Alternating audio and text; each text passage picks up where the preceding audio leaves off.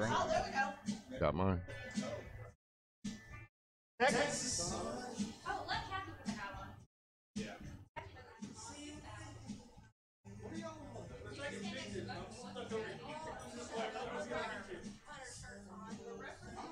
Oh, I see now. I don't have one on though. I was like, what is he said his own shit. Yeah, I don't have one. Loser! Man, I wore them so much when I was in Texas this past week. I was dirty and they're on the wash last night. Where's that on the CIB shirt? Yeah, flip the hats around now. Yeah, that's good. Hey. Get our logo in it. Everybody in the dog. Everybody gather. Yes.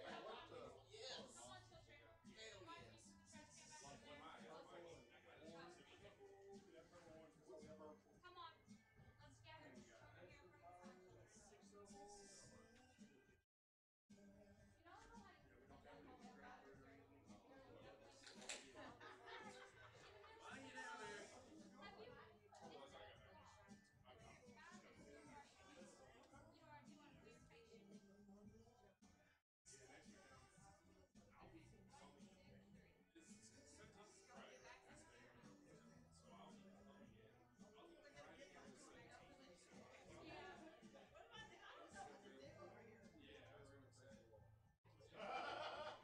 On your knees, woman. There you go. One, I think, for now.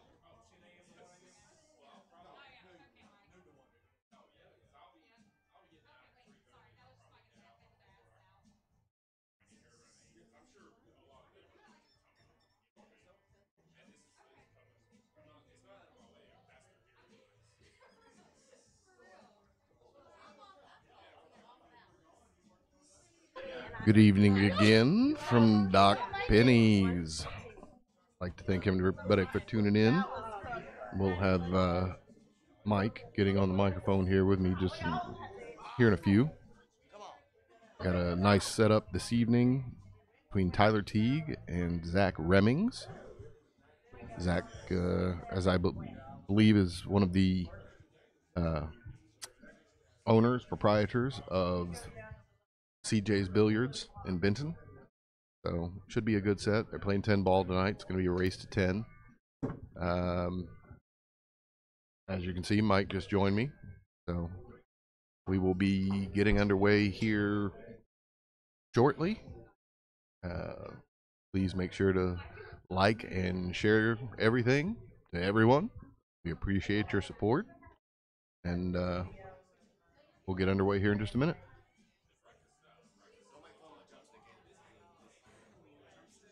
Live stream is going. It's on the Billiards camera. Y'all will get on there and share it. We appreciate it.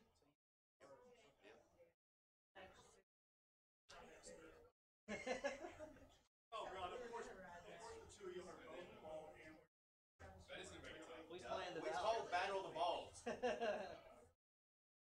What's the last year like? Which one's shooting?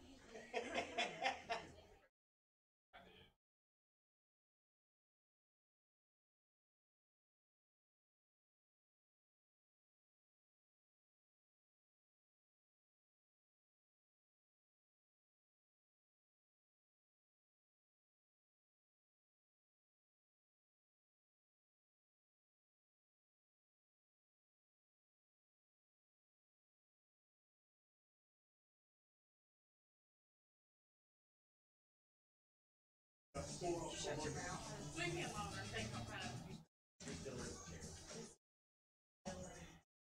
coming in.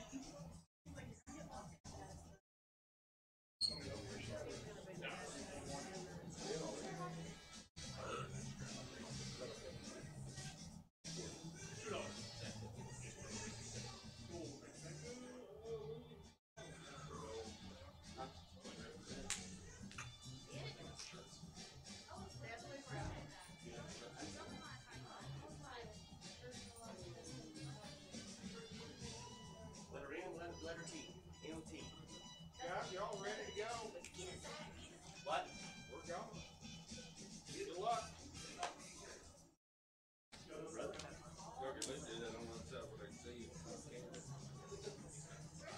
Don't worry about us, not them.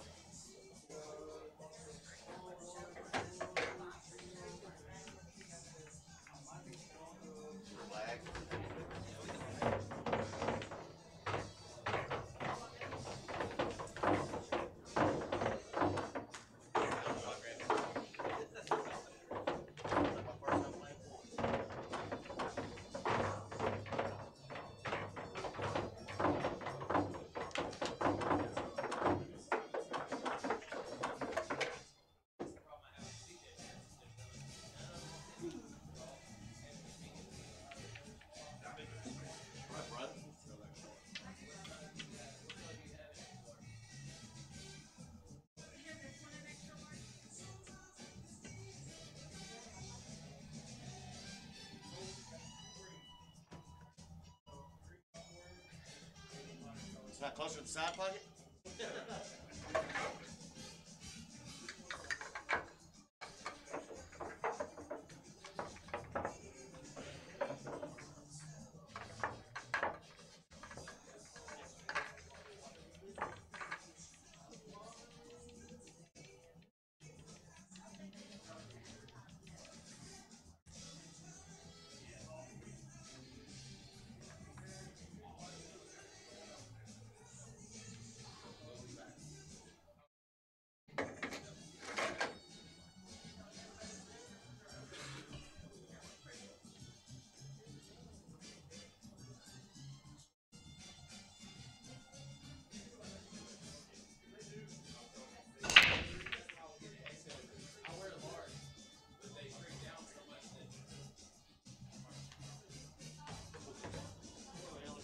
And we're off.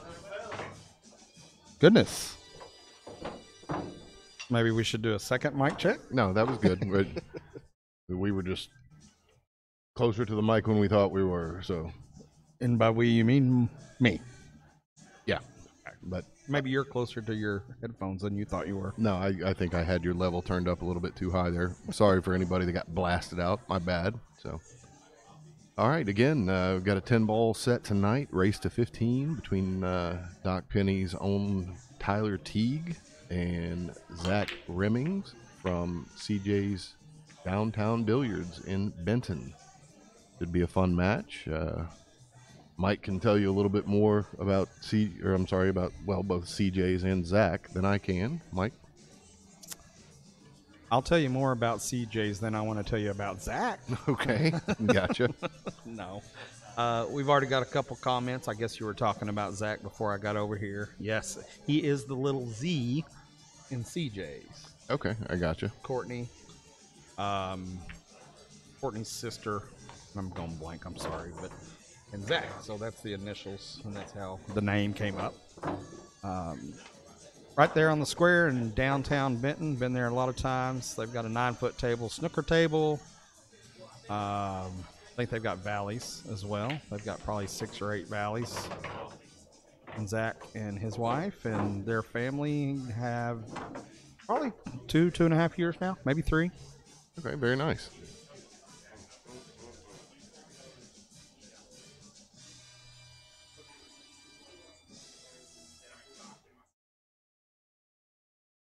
A lot of folks in the room tonight to offer support for both sides. I think this is a highly anticipated party, sort of, rather than a match.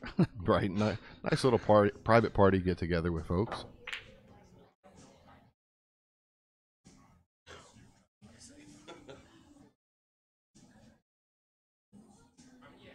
Jeremy, that's right. I was thinking Courtney's sister, but it's actually Courtney's brother-in-law. Jeremy is the husband of Courtney's sister. So that's Okay. your CJs. Gotcha. John Falco, you on the road still, sir? On your way to Key West? Have y'all made a stop for the evening? Hello, Tim McCormick. Familiar name there. Played last night on the stream as well. And did a very nice job.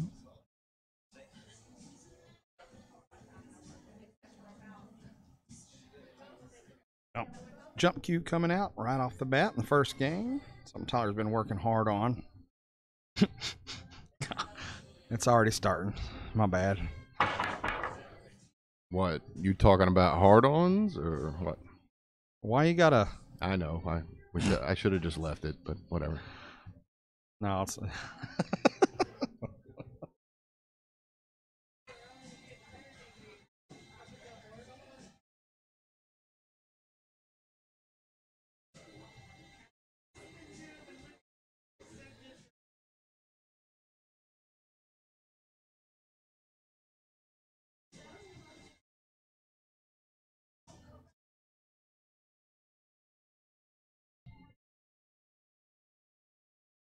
All right, I've collected myself from the right off the bat innuendos. Yeah. Jump shot attempt there, just not quite over the 8 ball. Very close effort though.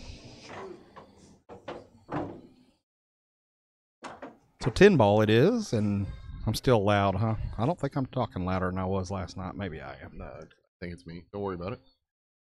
Working on it. But 10 ball is the game that I think both of you and I prefer Oh, absolutely. to play. I think it's a lot of fun to watch, commentate on. I wish there were more 10 ball pro events that were streamed. We don't ever get TV coverage anymore, so we're all looking at pay-per-views and that sort of thing. But That's a good point. I don't know that I've ever seen a 10 ball match ever on television. I didn't come to think of it. The only thing I've ever seen is 9 ball. I see 8 ball occasionally. And of course, I like to watch a lot of snooker from the UK. Sure. Sky Sports is good about showing a lot of that. Yeah, I really like Sky Sports. Between some of the snooker events, and I'm a big F1 fan, so Sky carries a lot of those, or all of those, I should say. So both players coming out playing a little defense to start. Race to 15. I don't think we never did talk about a break, but I'm sure there will be one, maybe 2 breaks. And maybe you and I, one of us, can get up there and try Conquer the Cross again or something tonight during the breaks. Yep, we got some of the folks that have come in to cheer these guys on. You know, they can get up and shoot around. And, you know, I see Hunter's in here. It's one of the other folks associated with CJ's. Very, very good player. Very up and coming. I've played him a couple times. Really good guy. That's one of those we may, sometime in the near future, I may try to set up a live stream between Hunter and myself. Nice. Should be a good event. Yes. Good back cut there from Tyler. Control the cue ball into the side rail. Looks like another back cut may be coming. He's going that top left corner. I know that's a little bit of a worry in the side pocket maybe, but maybe it goes past. Like he's putting a little top on it.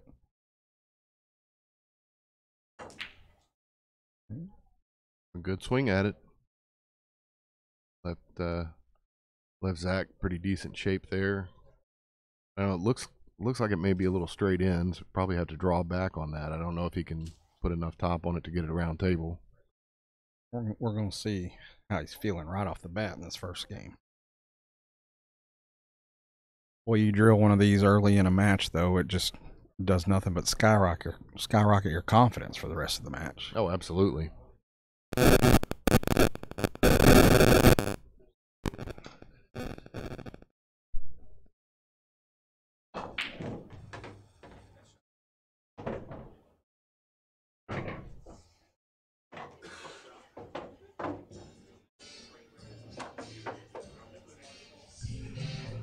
Was a good shot to get a little nice angle on this 8 ball for Zach. Does not want to get on top of the 9 ball here. Gonna have a cut in either corner. If you get the right speed on this, a little draw into that top rail should make the 10 ball in the same pocket. Yeah, it looked like he felt it as soon as he made contact that was a little bit off. But, you know, he doesn't look like he left Tyler with a gimme here. He got a little work to do. Probably try to, if it were me, I'd try to run the 9 up table and then bring the cue ball back over. Man, I probably think defense right off the bat. I just trying to put that 9 ball on that right rail, center diamond on the rail. I got you. That leaves your cue ball down here somewhere close to the 10. Just get some separation. Tough cut in the side. Looks like what Tyler chose to do. Yeah.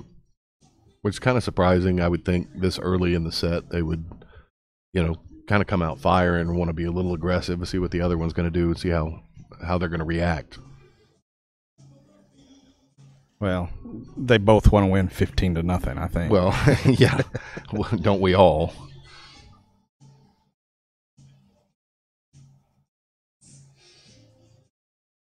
All right, we got probably a bank attempt here from Zach. Big pocket. Wow, very Nicely nice. done. Good shot. And no love on the 10-ball leave here, but said he liked it so much he's going to do it again. I'm guessing that top right corner. Yeah, got to be. It's a little close for a back bank. Hey, Josh Patterson. You know me. It's Andy. And before the 10-ball even stopped rolling, Zach conceded it. Okay. So Zach conceded that one. He did. So it's only worth like 3/4 of a game. So that Right. could be huge later in the match. How many warm-up breaks do we get? So, hey, Josh. If you're still watching, it's Andy. So, In the pot. The gold pot. yeah. Right there in that gold Trying pot. to add a little commentary, hopefully a little bit more entertainment. So, Hi, Josh. I hope you're enjoying it.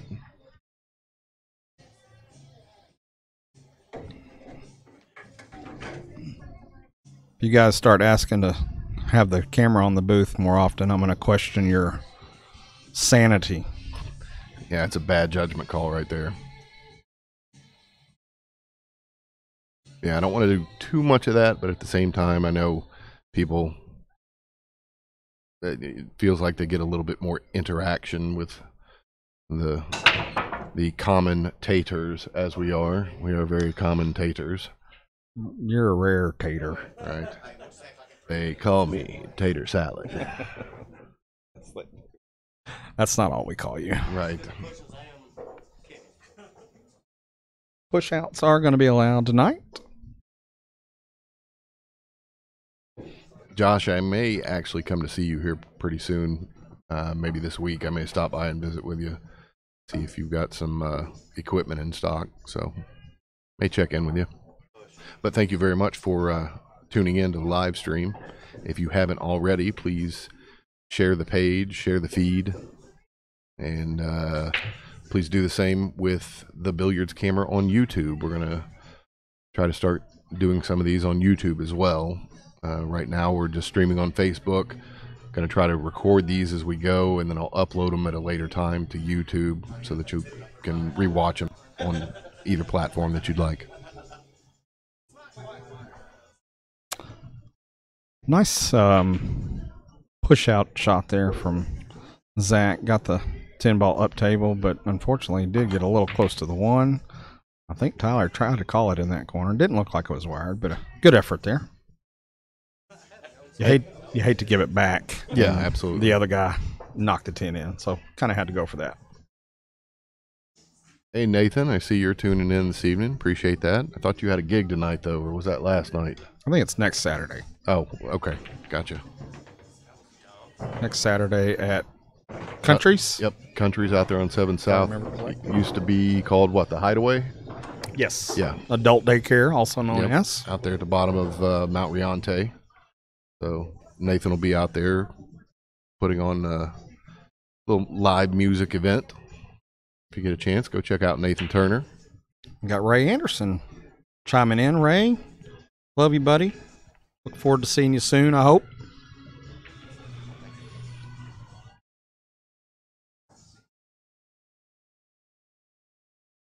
So, defense. I love it, actually. This is a little different than we saw last night. No offense to the players meant by any means, but Oh, not at all.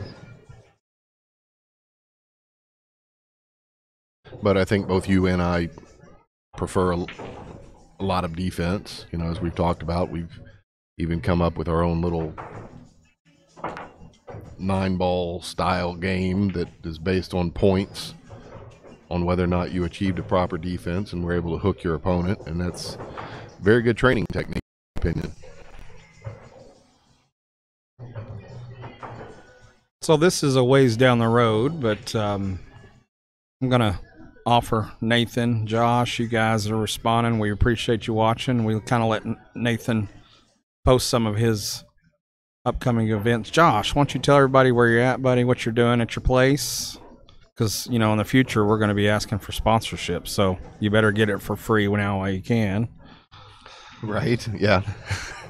And Nathan, if you'll post some of your upcoming local shows that you're going to be doing as well in the thread. Yeah, we'll try to give you some shout outs there. Just in case Josh has already stepped away. Josh owns Patterson's Pawn Shop on Central Avenue, just north of Oaklawn, opposite side of the street. Handles a lot of everything. Deals in coins as well. Pretty nice setup he's got over there. Good bank there. Effort by Zach. Very, very close. Looking at that, I think he's probably glad he missed it. He had been terrible on the 5.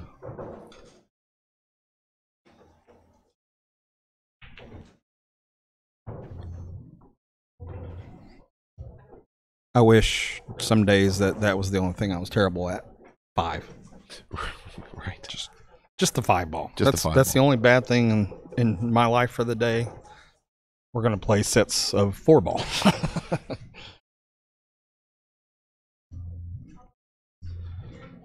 Man, this may be 1, 2, 3 railer. Go to this right side head rail. You got to get as close to this 5 after the second rail as you can. Maybe kind of like a kick into a Z shot, if that makes sense. Right.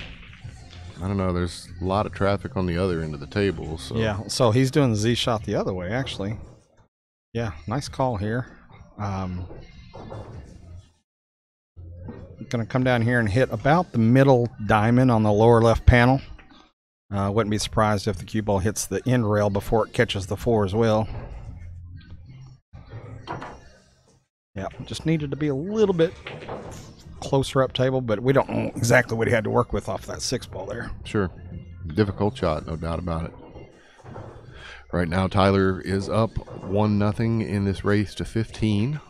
So, still in the front end of this set. Guys are kind of getting their rhythm, trying to get in stroke. Both of them put in a little practice time prior to starting the live stream, making some really good shots there. But, practice is a little different than trying to get in stroke and concentrate on what you're doing here.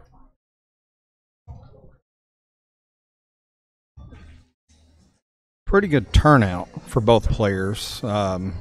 Folks in here watching them. So, there's a little bit of pressure, not just to shoot well for yourself and in this match, but looks like we got the combo coming up here. Not wanting to let their friends down either, Yeah, absolutely.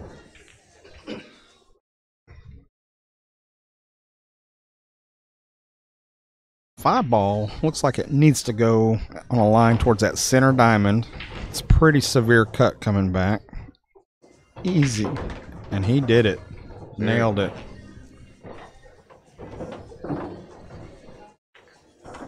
Gonna be a good match here, man. I can tell. Absolutely. Both players coming out executing good defenses. Hadn't really seen an out yet, but hadn't been a table set up. Not gonna be surprised to see possibly breaking run tonight. Any idea on what they decided as far as if they were able to snap the 10? I do not. Okay.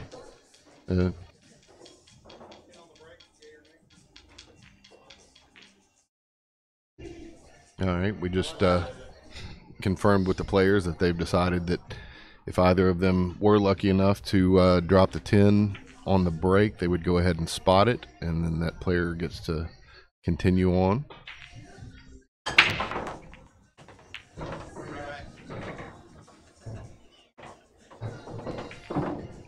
Which, those of you that have not played 10 ball, it is tough to find a good break in 10 ball.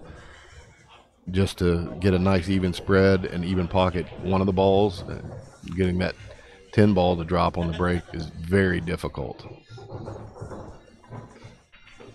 I'd almost go as far to say that 8 on the break would probably be more common than the 10 on the break. Oh, absolutely. Yeah. And just can't figure out why. Before the end of this broadcast, I think, I'm sorry to interrupt you there. No, one of the things with 8 ball, though, is the ability to do the second ball break, which to me gives you an advantage. That's one that I utilize in the 8 ball play, and that second ball break definitely allows the 8 ball to move around the table more. And with 10 ball, it's just like 9. You got to hit the 1 first. Otherwise, it's not a legal break. So, nice shot there to get it down table. Probably going to play a little defense here, I would assume. Stop shot. Very good. I have sent out a text concerning the 10 ball rack versus the 8 ball rack. You know why it's so difficult? I've sent out a text to Bill Nye, the science guy. Okay. And his second cousin, Bob Nye. So hopefully Bob will get back to us here and can help us. Bob Nye.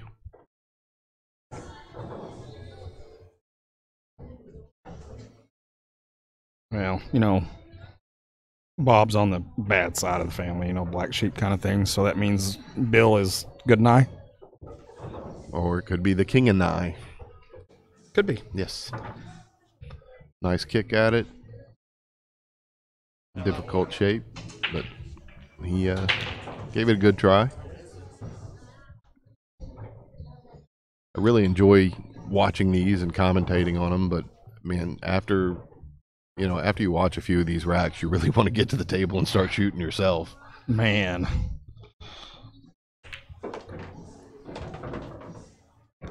I'm surprised after some of these that we haven't said that this is exhausting to sit here and watch. I'm usually tapped out by the end of these live streams, but I'm sure one of these nights it'll happen. Oh, yeah. Yeah, some of these that go for, I think most of them have been going 2.5 to 3 hours, depending on the set. And for the pool players especially, you know, we continue to talk about that. Playing league play, you don't realize that when you get into these long sets like this, it is very fatiguing. Tyler did a nice job getting that cue ball around. Nice cut. 9 ball helps him. Wouldn't be surprised to see him get out here.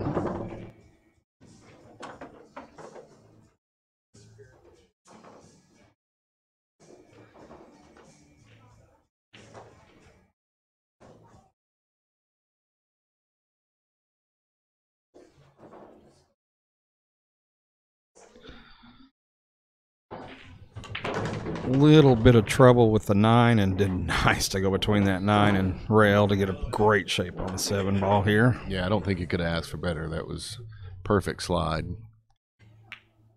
That's, you know, being that this is Tyler's base of operations in the pool world, you know, it's given him a chance to play on these tables and familiarize himself with how the felt rolls. All these tables are really good, but each one has their own little intricacies to learn, so that may help him a little bit tonight. But it should be a fun race either way. Hopefully they'll keep it close. Firing these balls in like he is tells me, you know, obviously I play with Tyler a lot. He's on 2 or 3 of my teams. We practice together all the time, and the fact that he's kind of putting a little steam on these tells me he's feeling pretty good. Yeah. That was a nice little 6 or 7 ball out there.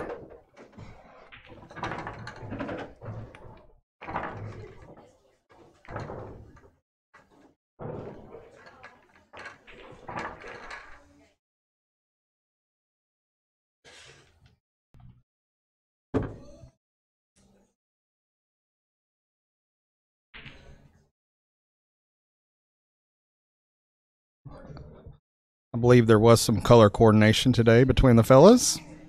Made it even more difficult to try to tell them apart. Right. Been quite a bit of joking about that over the course of a week.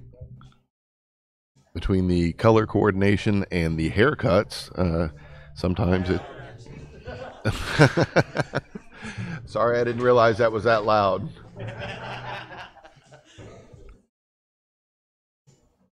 I was thinking it over quite a bit today, you know, calling this giving this event a name, and just it had to be welcome to the the dome or something. Dome battle in the dome. What about Clash of the Cue Balls? Well, that's a good one as well.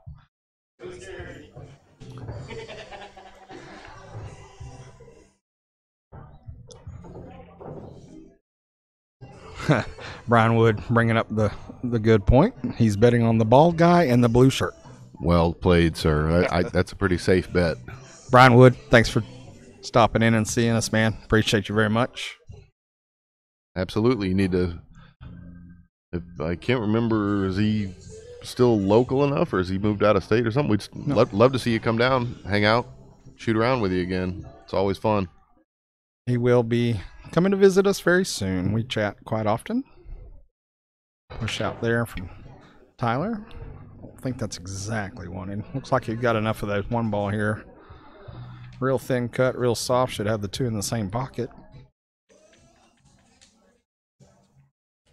Hello, Nicole Lane. Hope you're feeling better, honey. She wants the vegetable medley t-shirt. See? I love you, Nicole. You Vegetable medley. And there again, playing a 10-ball. Tough to find a good 10-ball break that works. I don't know how many of those vegetable medleys we'll see this evening. Good point.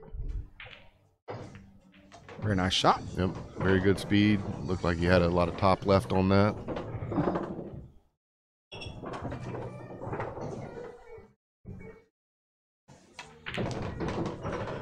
Yeah, I think that I might have just kind of slow rolled that one, but worked out well for him. Probably didn't want to be jacked up over the 9. But, man, he's shooting with some confidence. Love to see that. How confident are you in a bank now? Well, considering his day job, I think he's pretty comfortable with banks.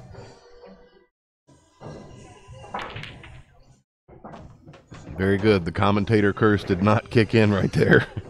Keep testing it. It'll pop. Oh, see, I totally messed up there. You thought that was Tyler. I picked the wrong guy again. Wrong shirt and haircut. Damn it.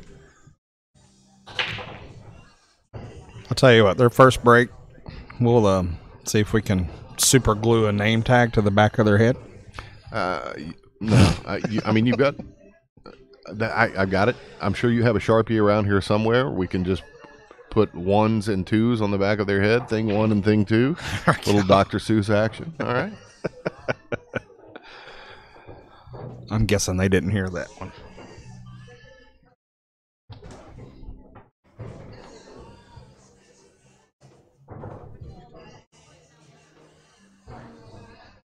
Another out opportunity here for Tyler. Wanted to, of course, draw that back to probably get straight in on the corner pocket here, just not quite enough. So he still has the cut. I'll look for a big action here on this cue ball. 3 rails after it hits 7 to get back shape on the 8. Low right. Probably be the shot here to take.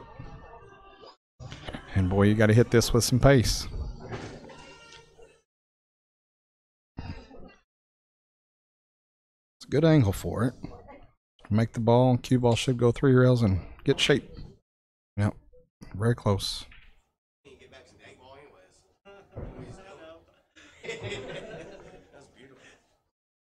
And here's the shot, man. Long, straight. Would like to back this up quite a bit to give yourself a better angle. I suppose you could go top. Man, maybe there's a little angle there. But boy, that top, that power top, just, I haven't got that down yet. Yeah, it looks like there's a touch of angle there to work with.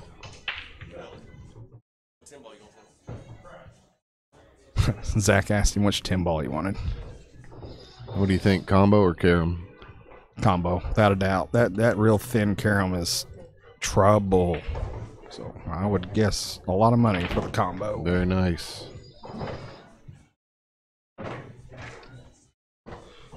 Early in the match. Man, you know, we're calling this a couple 6s playing, and they're both playing very well. Both playing. I mean, playing at least like a 6.5.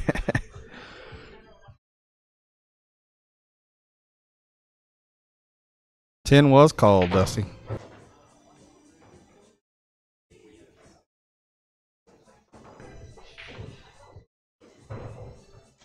Jeremy wants us to staple their name tags to their head. Yeah, I don't think they're going to go with that. No. All right, vegetable medley on the break.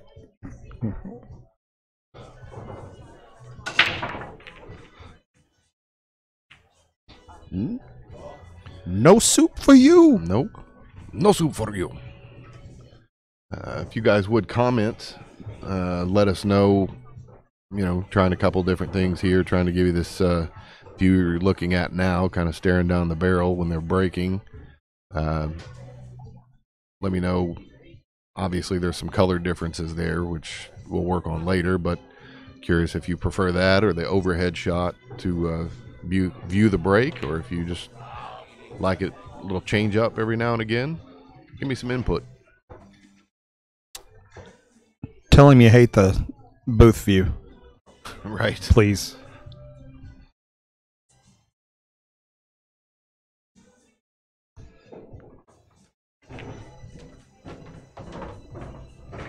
Place that cue ball nicely into the lane there. Expect to see a real soft short shot here. A little bit of top, 3 in the bottom left corner. Man, Tyler's kind of feeling it. Yep. I think the shot there was just a nice easy roll, and I think he was trying to force his way through that and get some sort of shot, but it just didn't happen.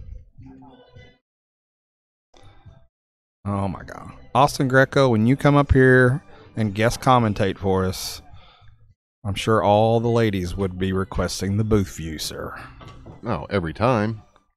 And some of the fellow commentators would be requesting that too, huh? I can only assume. Oh, we got a new commenter. Hello, Faith. Appreciate you finding the stream tonight and tuning in and commentating and jumping in, leaving messages. We'll see you tomorrow, I hope.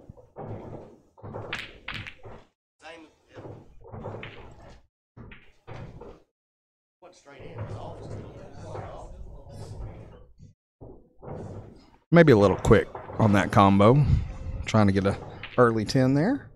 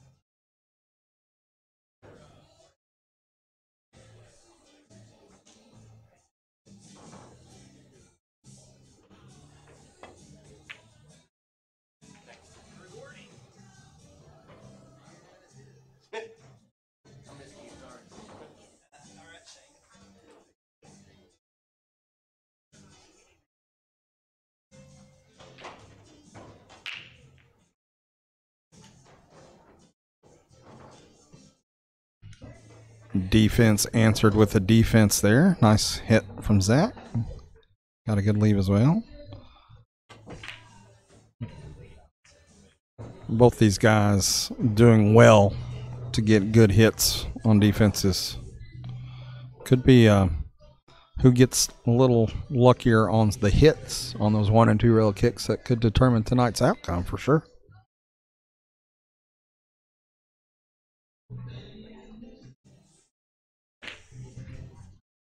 Now the defense coming, of course. May see another jump attempt here from Tyler. Can't tell if he's got his jump cue out or...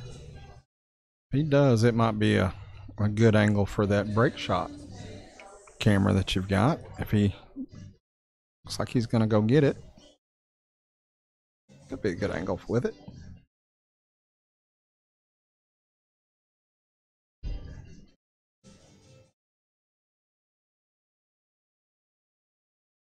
Got to clear 3 balls here and not have the cue ball jump over the 3 as well, right, with the bounce.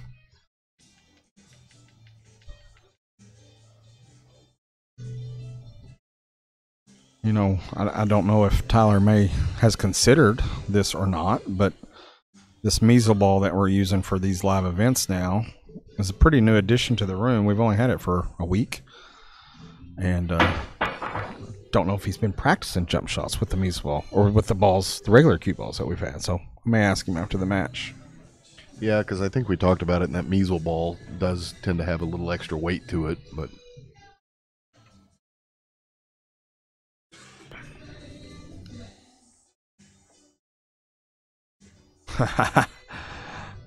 I'll get Faith. I will pass along the message. go for the breakout here. Breakout, and was able to get the 4 out. I think the 4 might have gone without the breakout there, but boy, it's always tempting to open up the table. Yeah, for oh, sure. absolutely. 9 ball looks like right now it may only have a couple pockets. Top right pocket, bottom left pocket. I can't tell about that top side pocket or not. So, but when you shoot the 7, I expect to see a little action on the cue ball to separate that 9 and 10. Well, you hate to do the combo here. The 6 ball gets away from you. I think he's going to try to fan it in there. Nice shot.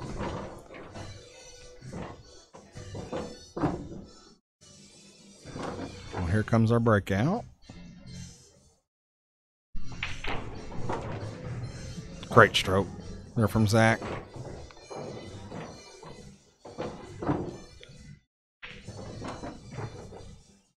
You know, we've been playing about 30 minutes and nearing the end of our 5th rack. We may wish by the end of this broadcast the race would have been a little bit longer.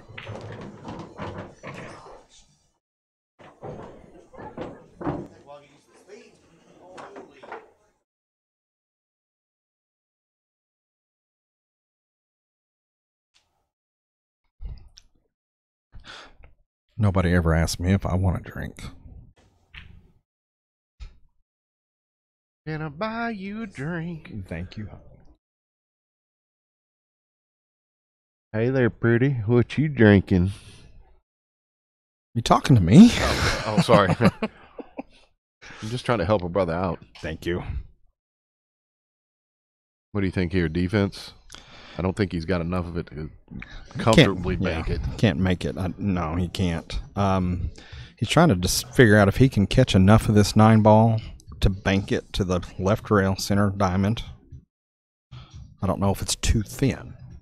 You want to get as much of this as you can, and he doesn't like it. He's calling a pocket, so he's going for a kick. What about kicking off the bottom rail there on the left? I actually like kicking off the right rail better. Head rail, yeah. These shorter kicks into a rail tend to skip. Got a good hit on it. Very nice. It was a better chance to get a hit there. But also it leaves shape like this for your opponent. Well, yeah it's easier to get the hit that way, but very, very rare you're going to make that shot. Sure. So going the other way was more makeable. Right. But less of a hit. So just depends on how you're feeling. I love my kicks, so I probably would have kicked that off the head rail, but did get a hit and just didn't get any love out of the leaf.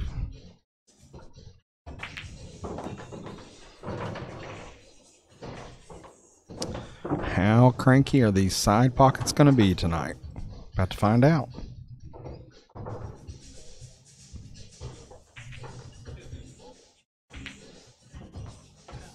Shot that with confidence. Verve. Yes, I've been reading the dictionary all day today. So.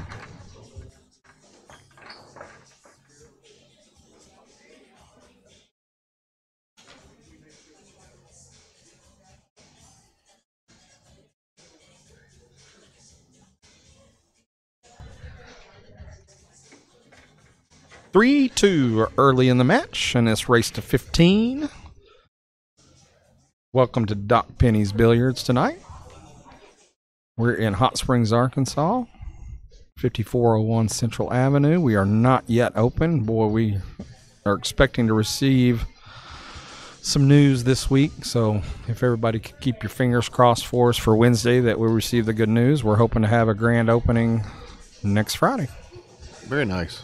Very nice. You said by Wednesday you'll hopefully know for sure? Wednesday we'll know for sure. Okay. Gotcha. Whether it's a go or not yet, but man, I'm 90% thinking it's. I'm not. No, commentators curse. Bad Mike. Yeah. Bad Mike. No, just putting good thoughts out there, hoping for the best. Yes. No vegetable medley there. No, we are. The soup Nazi is in full effect tonight. You are not wrong, Johnny Burnett. It is easy to scratch in them side pockets.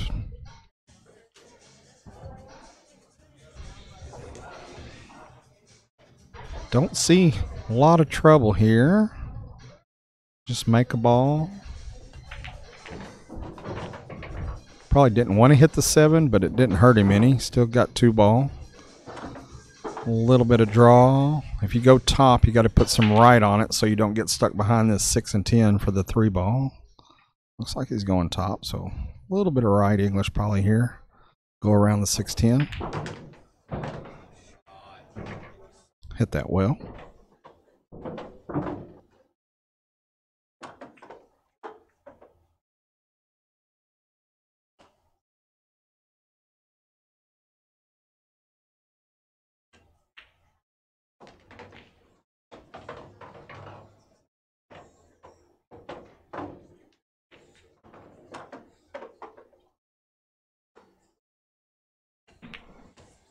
Tyler getting on his line right at the moment.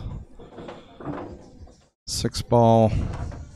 Yeah, this is the tough angle. He's going to have to decide to go forward or a lot of draw here to try to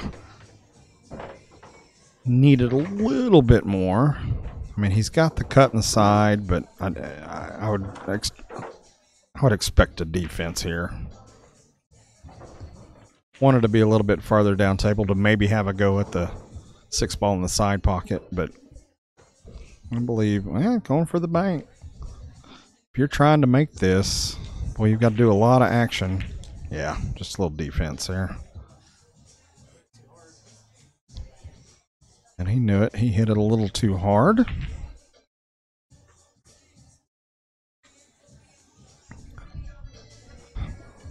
The shot here that you initially see is this cutting the 6 all the way in that top right corner, but I kind of like the bank down here into the side because that has the cue ball going the direction that you want it to try to get shape on that 7.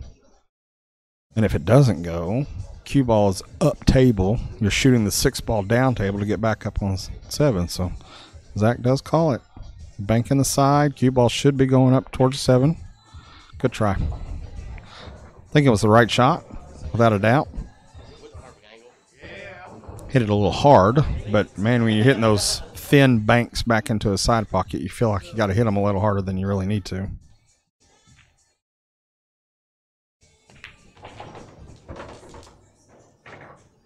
Thanks, Tim McCormick. I'm glad you said it. Somebody did.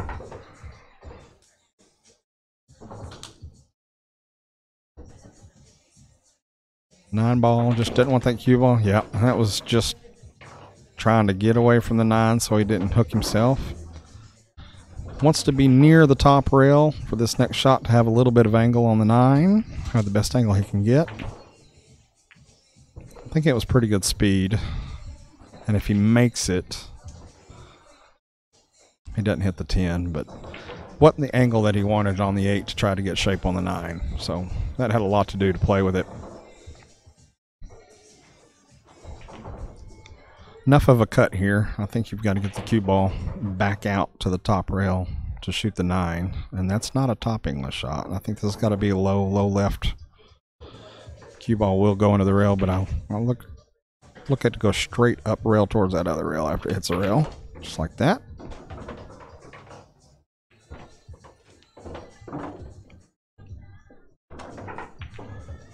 Zach get out here. He can tie the match up at 3.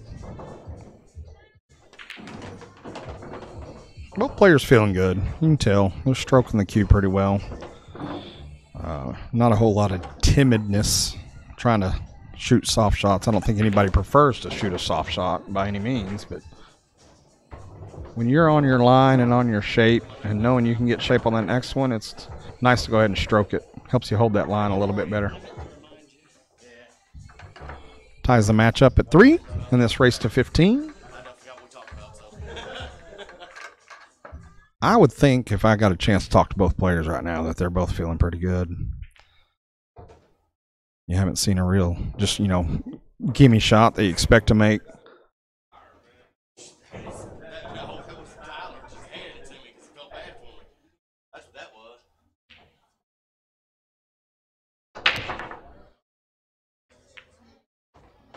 All right, we finally had our first vegetable medley, and Andy wasn't here to see it. 2 balls on the break.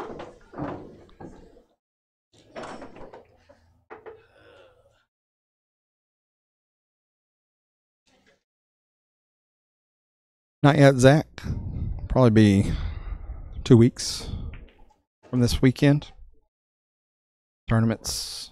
We're gonna, if we open next weekend, I'm guessing, I'm hoping that we're just going to be busy, and just with some open play, it's possible we could do something next Friday night, next Saturday night, but it'll be a late notice kind of thing because I can't play anything until we have that the result from the Wednesday deal.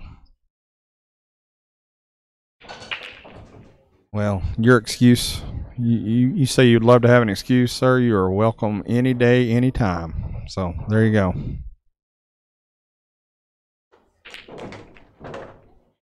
All right. Tyler got the gift of the ball in hands. That kind of tried to play a little thin defense shot and just slid past the ball. 3 ball straight in, stop shot, 4 ball in the side pocket, I imagine is the line that he's trying to do. Something has caught his attention. Long straight shot.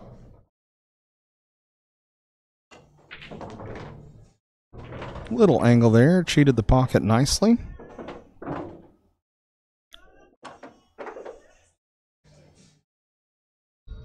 Top English here, forces that cue ball to that top rail and back to try to get the 5 ball a little straighter.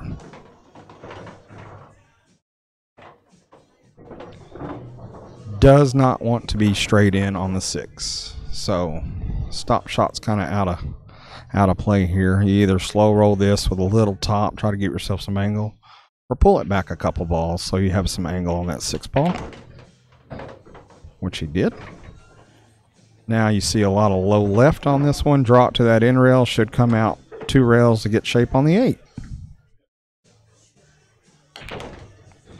Elected to go straight with it, cheat the pocket, did a nice job. He likes that shot. I see him do that a lot. Anytime you can cheat a pocket and have that cue ball come right back from where you're shooting. Ooh, a little hard. You get some love, and I think you did, but this is going to be an awkward stretch. Once again, anybody that's just jumping in, we'd appreciate if you fine folks would share the feed to your own personal feed, and you got some pool playing friends that would probably like to jump in and watch. We can appreciate as many viewers as we can get, and we do love to see you guys comments while we're talking. I see Andy enough. I don't have to feel like I'm talking to him by myself all day long, so chat with y'all a little bit. Bridge is no problem there for Tyler. Not a nice leave on the 10. Looking to get his game lead back here.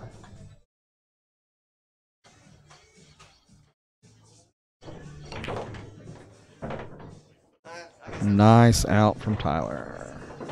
Gets him a 4-3 lead in this race to 15. Both guys having a good time. They're getting along. They are good friends. They do know each other pretty well.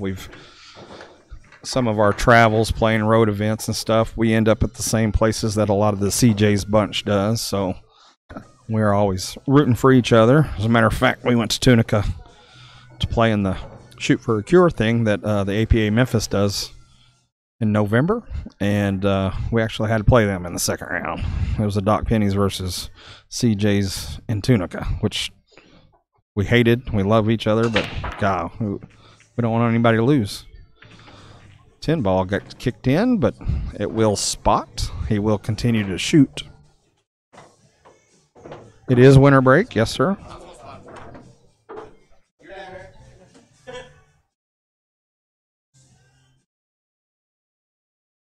Does have a clear shot on the one.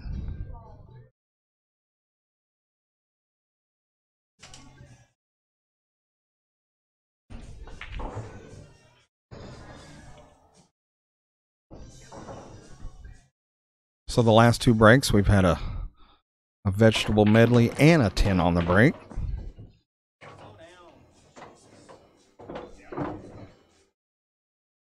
But of course, the 10 does not count. Both agreed to spot it if it does go on the break. If it is the only ball made, you do continue to shoot. You don't get punished for making a ball just because it was 10 ball.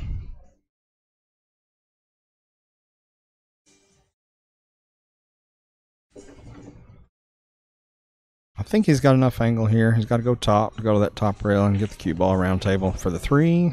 He might have been a little worried about that angle. I mean, the 5 was enough of a hindrance that it obviously affected his line there. A little bit in the way. Something in the way she moves. We're singing already. Yeah, huh? I know. Golly. I have music in my heart, brother.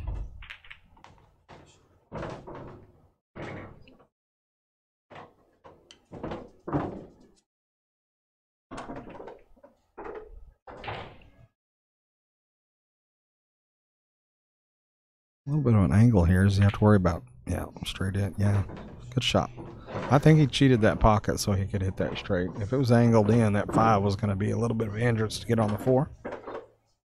I couldn't tell. Did he full on cheat the pocket, or did he have to catch the rail first and get it to? It caught the corner of the rail. I mean, corner of the pocket to go in, but Okay, that's still a good shot. what we in the golf world call course knowledge. So I guess you got some table knowledge here. Gotcha. These guys are familiar with valleys. They play at valleys at their place as well. So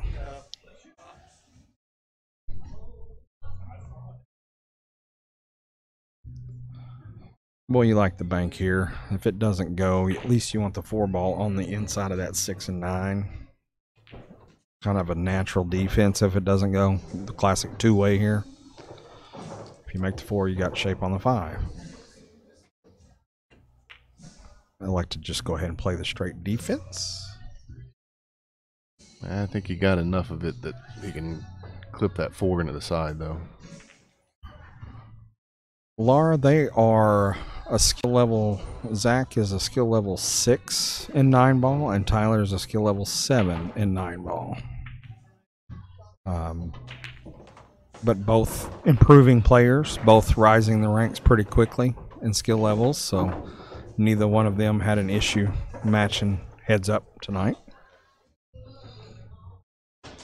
These players are like me. They don't bother with what the skill level of your opponent is. If you're playing well, you just expect to beat whoever you're playing.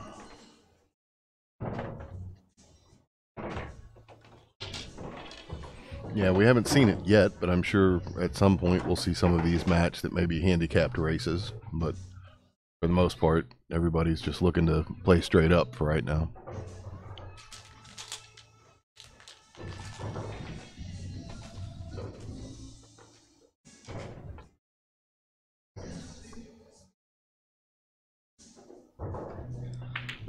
Tyler's received the gift of ball in hand, and I think this is the 3rd out of the last 4 games that he's been able to clear. Got to sneak this cue ball up between the 9 and 7. Now, here's where your carom or combo conversation comes in. I'm thinking the carom would probably be a safer choice. He did call the 9, of course, but yeah, I agree. This is enough of an angle.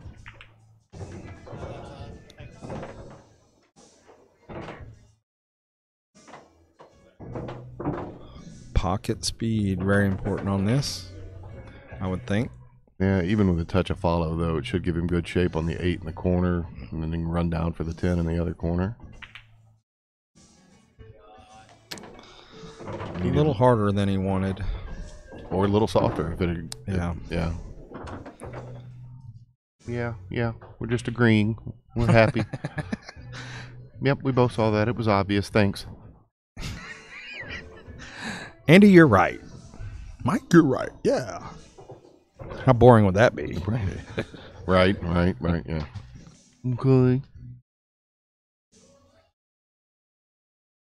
I think, yeah, it's cuttable in that low one. We're going to see some low English here to pull that cue ball up. Keep it away from the corner. Looks like he may be putting a little left on that low, get it to spin off that rail. Actually put right on it the way it came off of the rail. Which is probably why it didn't fall the way he wanted to there. Sometimes it's, you throw that little bit of English on there and it throws you off just enough. You know, 1/4 inch at contact will easily be, 2 to 3 inches by the time it gets down to the pocket.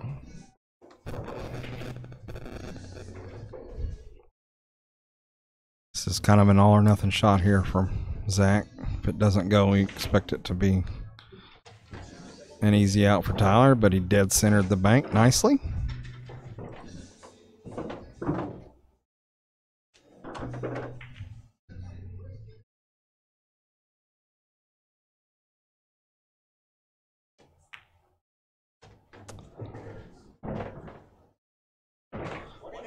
I believe I marked the last game incorrect.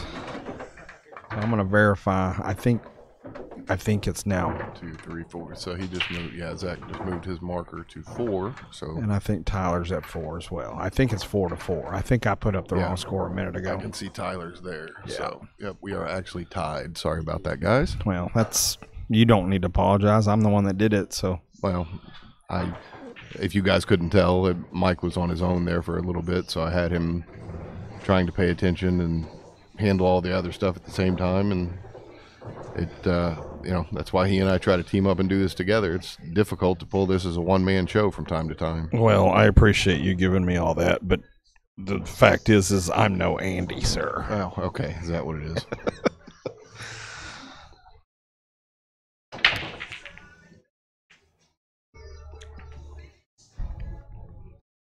A lot of good table movement there. Nothing wanted to drop, though. Not seeing an obvious run out. You kind of want to start this out with a little bit of defense. Try to move things around, get yourself ball in hand so you can make a better run at it. But he may see something up there at the table that I can't see from here. Well, what I'm concerned about, or I would be as a player, is that 4-10 combo. So these first 3 balls may be very, very important. I think, man, yeah, you don't try the 1-7 here and just leave a potential 3-ball out to the 4-10 shot. So yeah, I'm with you. I think you just gotta try to get the 10. So defense until you're sure you can get to the 3-ball and get shape on that 4-10 combo. That 7 was pretty close. I don't think he called it. Okay, I wasn't sure on that. I think that was pure defense intentionally. As a reminder to folks that are not familiar with some of the 10-ball rules, had that 7 fallen accidentally, typically the rule is that your opponent has the option to take their turn at the table, or if it's bad cue ball placement, they can go ahead and give it back to you. So just keep that in the back of your mind. You may see that play out sometime later this evening. So 1-7 here. Just depends on what that 1 ball does, and hit it nicely to leave it in front of the pocket.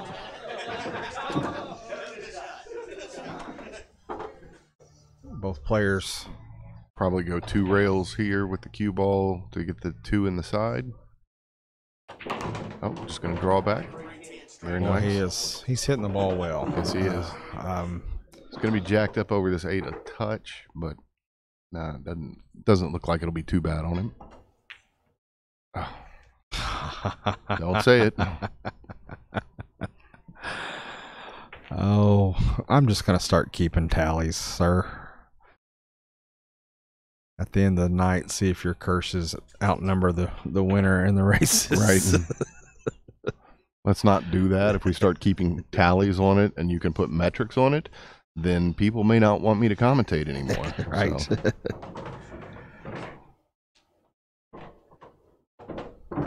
All right. So 410 is what we were thinking about earlier. Let's see if... Boy, just don't do that. Wow. Wow. That's right. I mean, our angle looks like it's half over that pocket, but we're a little bit skewed.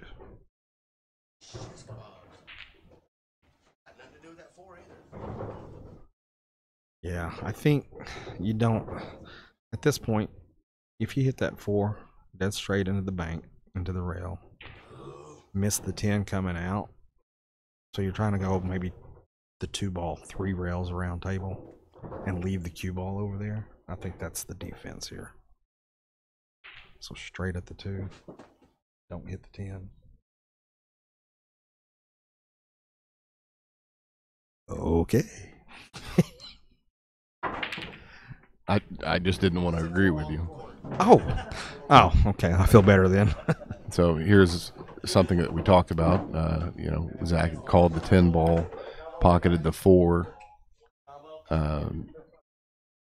Tyler has the option to take this or give it back to him, but obviously he's got some good table position to work with, so he's going to go at it himself.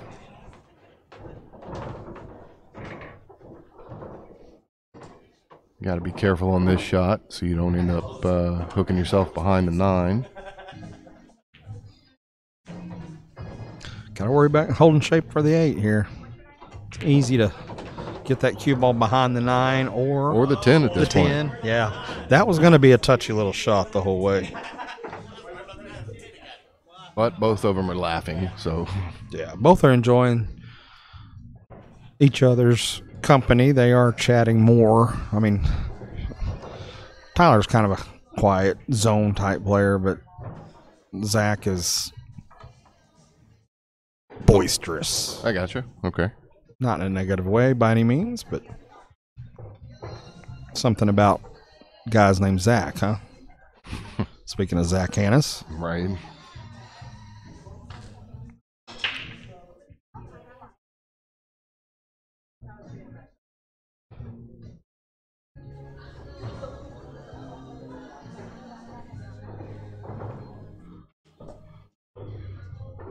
This is a tough one.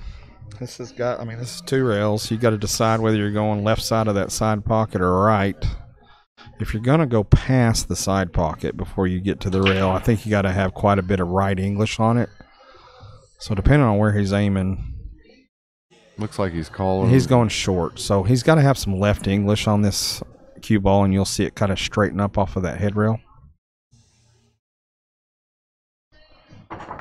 Straighten up there, seeing it kind of reversed. I think he might have put right on that by accident, or not by accident, but just thinking that sure he needed some left on that, and it would have skipped off that first rail, and that left really would have taken off the second rail to straighten it up, try to get a hit on the 8. Well, there's nothing easy about that.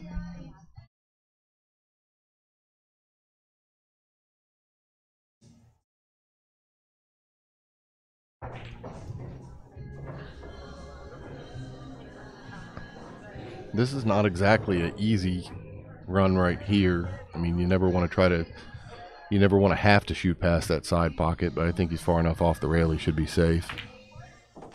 Very good. Didn't get as much follow as he wanted, but still has position on the 9. I'm not so sure he was trying to make this 9 in the side pocket on this next shot. I think that was just like a stop, slide back, and make the 9 in the same corner. I got you. To follow. Yeah. And I think it just got away from him. But cut this, as we love to say, little high right and crush it. He's banking it. He doesn't like the cut back into the side pocket. So another kind of all or nothing shot here for Zach. Yeah. Did he call the 9 or? Yeah, he called the bank. Okay, I couldn't tell if he called the 9 or called the bank combo for the 10. Well, typically in a match when you're playing call pocket, if you point, it's just whatever ball we're hitting. You know, if it would have been the 10, he would have had to say to Tyler, 10 ball here, and he might have. I gotcha. Yeah, I'm having to rely on you for a little bit more of that. You've got a better view of the table straight on than I do. So. Nothing to it but to make it here and hit a nice shot. It's going to be automatic leave. Really nice shot.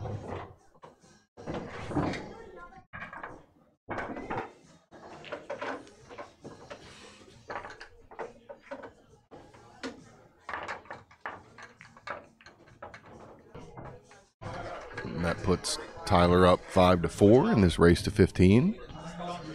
Been at this little over hour and 10 minutes now. Things running pretty smoothly.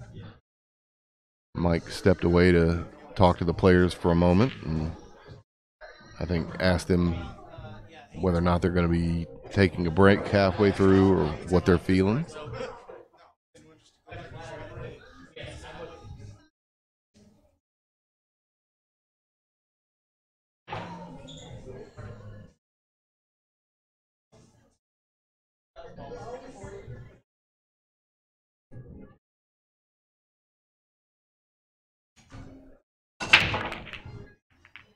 What did they have to say? Vegetable medley. Yay! It's going to be a thing. It's going to be a thing, man. First player to get to 8. We will be taking a break at that point. So, still a few more games away. Yep, a little 15 or 20-minute intermission.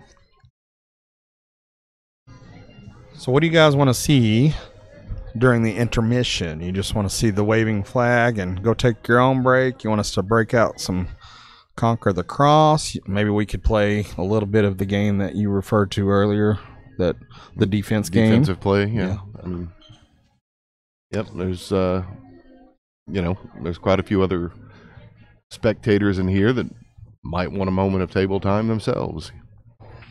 So, if you will, let us know in the comments what you're feeling, what you'd kind of like to see while the guys take their own little break.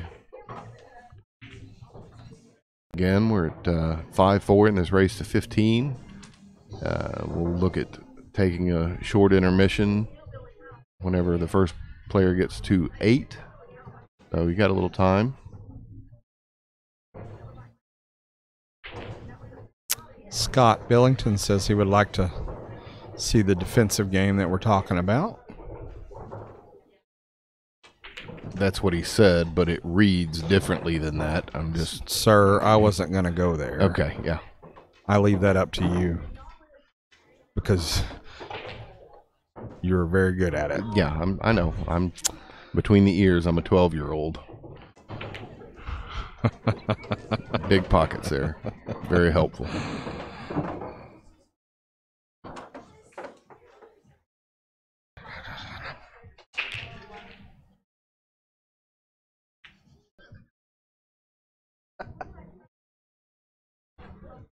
Good defensive play there.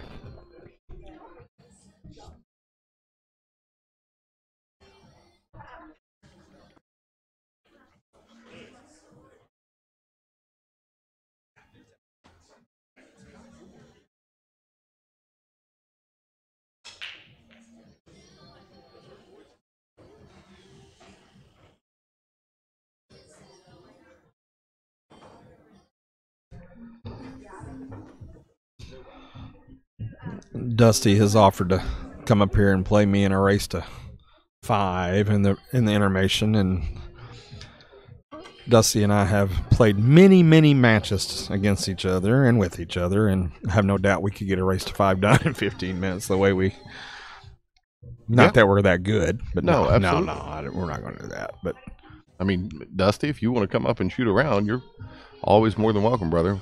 Love seeing you.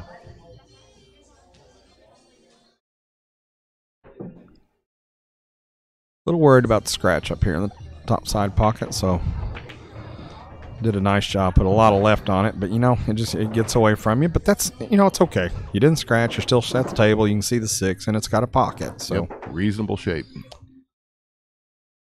Been working on. It was not a spherical catastrophe. God, that's it. Yes, catastrophe. I don't think it was catastrophe. I don't think it was either. It was a different word, but it still works. Andy coined a phrase last night, and unfortunately, neither one of us can remember it. It was spherical something. So, anyone that was listening last night, if you can remember the exact term, man, that was a nice shot from Zach. That was. What do you draw this back here with a little low right? Come back to the rail, get it to turn, give you shape on the 8. Man, I think you crush top and just go 2 rails with the cue ball. A little low right draw is a nice shot as well. This right here should just play nice and smooth, give him shape for the 9 and the 10.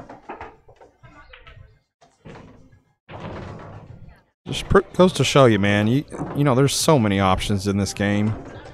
And when you disagree on how to shoot a shot, it's very possible that neither person's wrong. Just a preference on how you're feeling and what you feel like you can do. And that is never more obvious than when we're playing Scotch doubles. That's true. Nice out there by Zach. Ties him up 5-5 in this race to 15. Are you surprised 5-5 here? No, I mean I knew going into this that it definitely wouldn't be a runaway. So, I'm glad to see the back and forth on the score. To me, that's a little more entertaining than just somebody running away with it. We've seen that on many football games over the season where it's a runaway and eventually you just go tune into something else.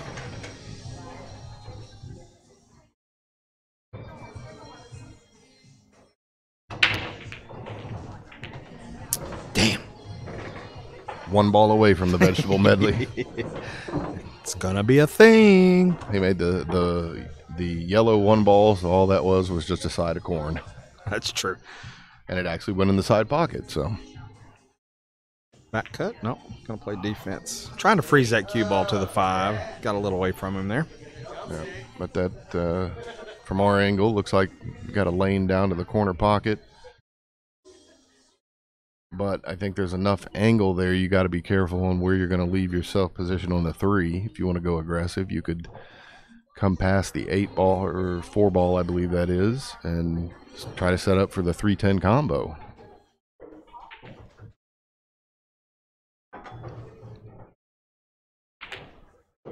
Okay, stop shot, very good. Smart play. If you ever see me line up to try to make a combo on the next shot, it's because we are playing Scotch doubles and somebody else gets to shoot this combo. Right. I made mine.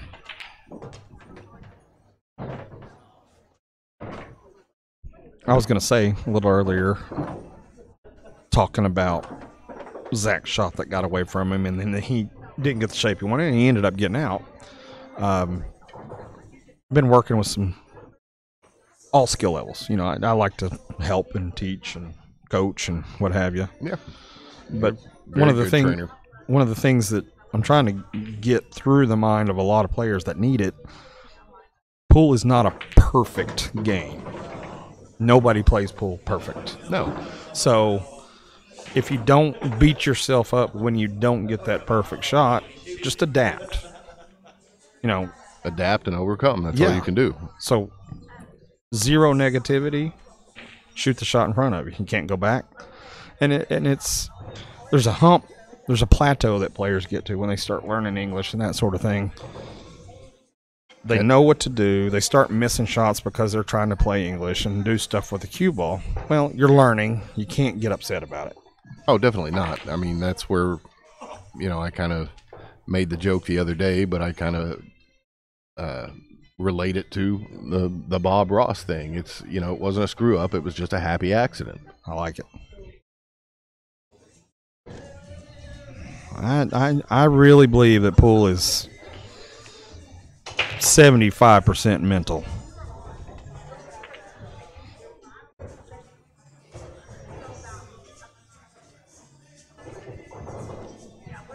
It's a good defensive attempt there. I think that 5 ball came a little further up than he wanted to, but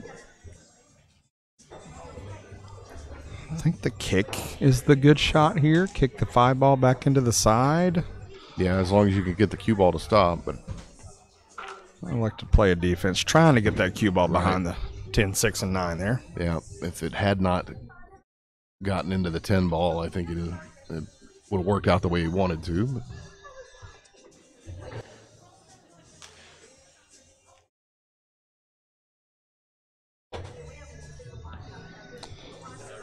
not an easy shot here.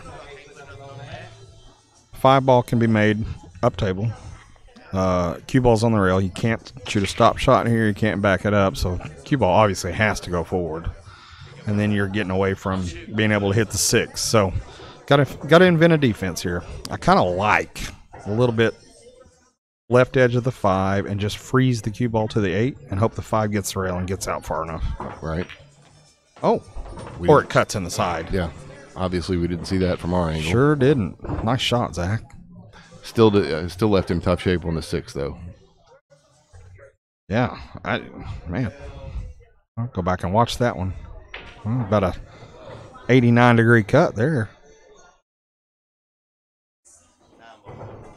He is calling the 9 ball here, so going for the 6-9 combo.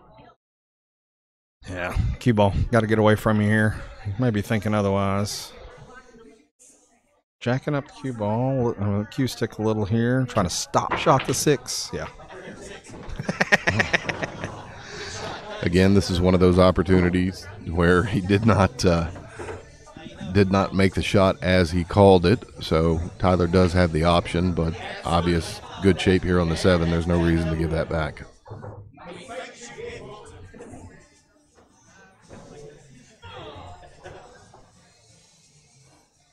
Zach would like a couple of redos on a couple shots tonight, of course. And that's the difference between 9 and 10 ball. Just those 2 instances right there. This should be good.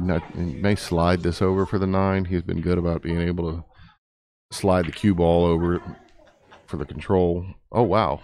I didn't see the extra spin coming, but he did a low right there. I think he was he knew the cue ball would come towards this side pocket. So I think he was doing low right to actually pull the cue ball to the right of the side pocket, and the right spin would have just kind of killed it to leave him the angle on the 9. okay.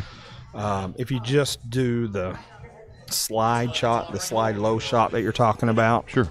I think you're afraid of scratching in the side. So I think that's why the left English there, and that was the funky spin on that cue ball. Oh, go, he says, go. He can see all the 9.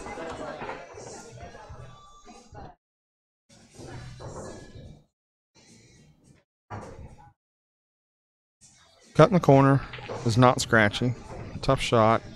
You like to shoot it a little soft to leave you the 10 ball. Problem with shooting it soft and you miss it is you leave it right in that pocket. So, got to be confident with this.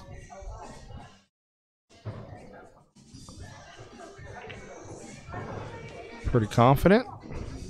And gonna get a nice little kiss, and Tyler did concede the shot. I see a fist bump between the players there. Man, what a good match. Race to 15. Neither player halfway there yet. I don't recall. Has anybody had a 2-game lead in this?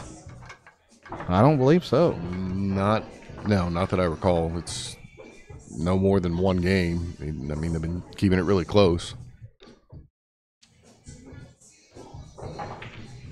Brian Wood, if you're still here in the comments, you may want to check those out. Seems like you do have somebody that's willing to challenge you for the showdown.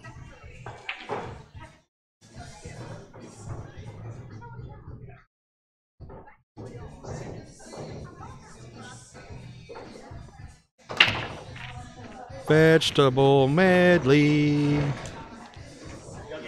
Got it. We got it, buddy. So 3 balls. That is impressive for a 10-ball rack. Yes, it is. 2 ball on the rail. Oh, 1 ball on the head rail. Yeah, See what he's talking about now. That's not uncommon in 9-ball, for that 1 ball to hit up there on the head rail. Right. But 10-ball, it's usually a different scatter, so unlucky. I'd almost want to try to play defense here, hit the left side of the 1, try to bring the cue ball back there behind the 7 and 10.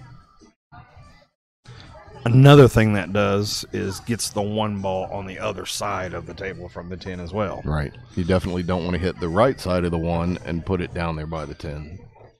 See the line he was looking at there? That could, it's thin enough on the left side, but the 110 is possible here as well, too, though. I mean, it is, but it's the same line, same angle. There again, it's one of those, as tight as this race has been between the two guys, you don't want to risk giving the other guy an easy out. So, man, it's easier to bank the 1 into that gap between the 7 and the rail than it is to thin the cue ball and have the cue ball. So I wouldn't be surprised to see the 10 ball called right here. You go ahead and hit it. You're going to get the good hit. Make sure you don't scratch. And if it doesn't make it, you hit it hard enough that the 10's just not sitting in front of the pocket.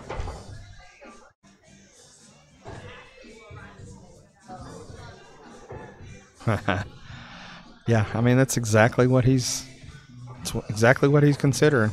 He called the 10. So 1 off of 2 rails, go between. 7 ball saved. Good effort. Yeah, this should be a nice gentle stroke. 110, carom. Man, I don't think the carom's there. 1 ball's frozen to the rail, looks like, or close enough. I don't think the 110 carom. I don't think the carom goes. I think the 10. You thin that 1 and the 10 will go easily. I think you got to bank it. Yeah, he went for the bank. That's one of those I so wish we could reset that up, because I would love to try that, because I think that 10 would have gone, but there again, different view from our seats as opposed to standing over it. Nice draw on that.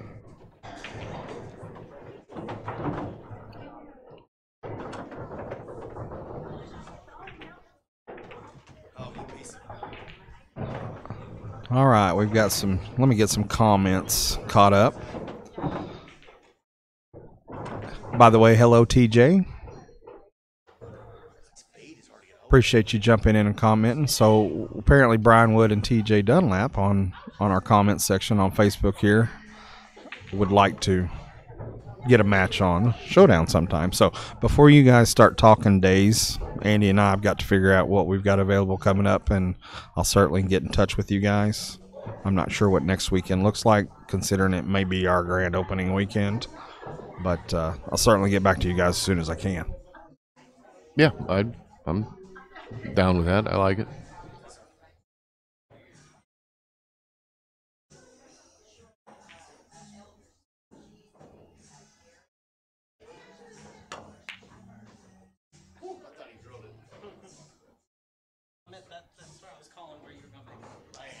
No, you're free calling it for me. I got you.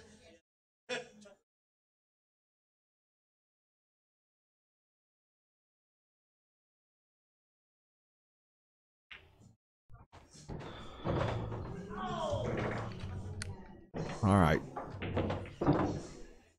TJ, Brian, of course, can't reply right now, but shoot me a message, and I'll read it during a break or after the match and get back to you with some details. But we'd certainly love to have the two of you come down and play in one.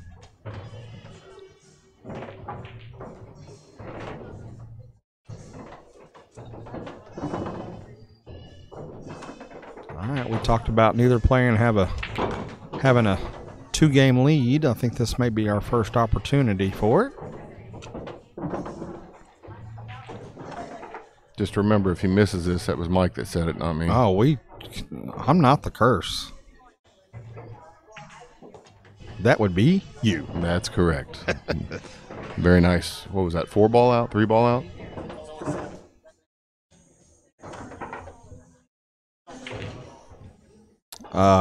Zach will appreciate later. I'm assuming we've got a commenter named Austin Remsing. I'm guessing a family member. You would hope. Otherwise, it's a wonderful coincidence. A happy accident, if you will. Bob Ross again. But Austin talking enough crap to his brother, cousin, whatever, on here from, damn, that head is shining, he said. As family will do. Just like the Moss boys here. You know, brothers from a different mother, that type of thing. Yep.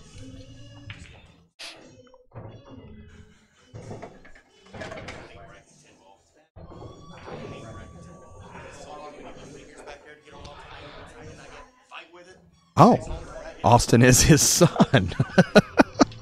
Okay. Nicely done, Austin. That makes even more sense.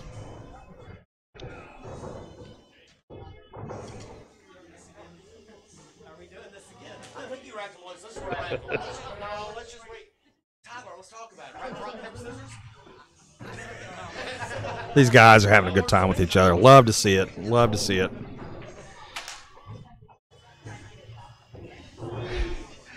Obviously talking about the 110 combo possibility here.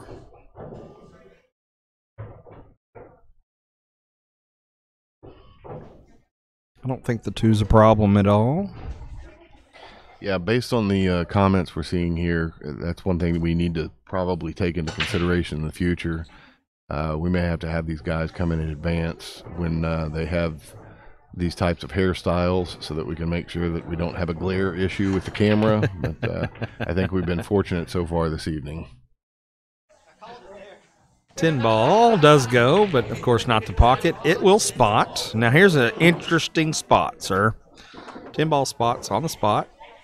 And if it's in the way now of the one, Zach has the option to give it back. Yeah, he's standing off to the side trying to decide what he wants to do. Doesn't even have cue in hand, just wants to get a lay of the land. There is a rule out there that I've never played in a tournament that does it. I've seen it happen. Any ball that is spotted because out of order, ball knocked off the table, whatever, there are some rules that say that it doesn't spot until you're done shooting. So it's not in your way of what would have happened. It's a interesting rule. I don't think I would care for that, but I could see how some players might enjoy that. And it was just a circumstance just like that if it spots and screws you on the shot that you were going to shoot. But that's why 10 ball does have the option rule. Yeah, but I mean, the part of that I don't like is that, you say that it wouldn't spot until your turn is over. Is that correct? Or until you can shoot it, until you need to shoot it. So if you ran it out to the 9, and then the 10 would spot. And I don't particularly care for that because that's one of the things is being able to move the ball around table and steer in and out of traffic, and having a rule that benefits you by moving some of that traffic out of your way. To me, that takes away from the game a little bit, but I understand the logic of it nonetheless. I just don't care for it. Well, I can really only think of 2 circumstances where it comes into play. Or 3. One we just saw. One we just saw. 9 ball, if you're playing call 9 and you pocket the 9 early without calling it, it spots. And then in some games, 8 or 9 ball or 10 ball, an object ball knocked off the table is actually spotted instead of put down in the pocket. Okay. So, it doesn't come up very often. Sure. Let's just make a bigger mess here with nicely done. I do not think that or Tyler, see, I did it. I don't think Tyler can see the through. He called it. Little mini masse here, maybe?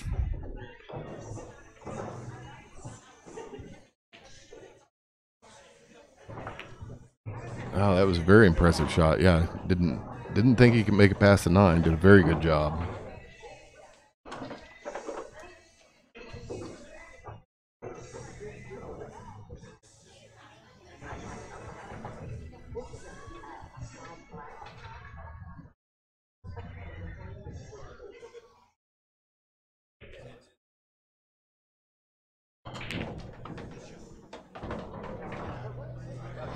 very good shot there. Unfortunately, that 7 kind of got in the way of what he was trying to do, but he can figure it out. Both of these guys been very good about thinking outside the box. And when an obstacle comes up, they figure out a way to work around it.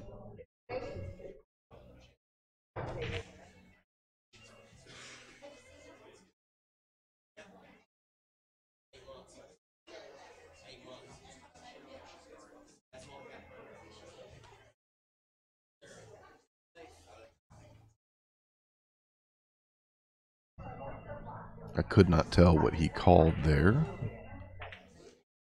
Okay. Nice defensive shot. Nothing glaringly obvious as far as an easy combo here, but good potential for another defensive shot.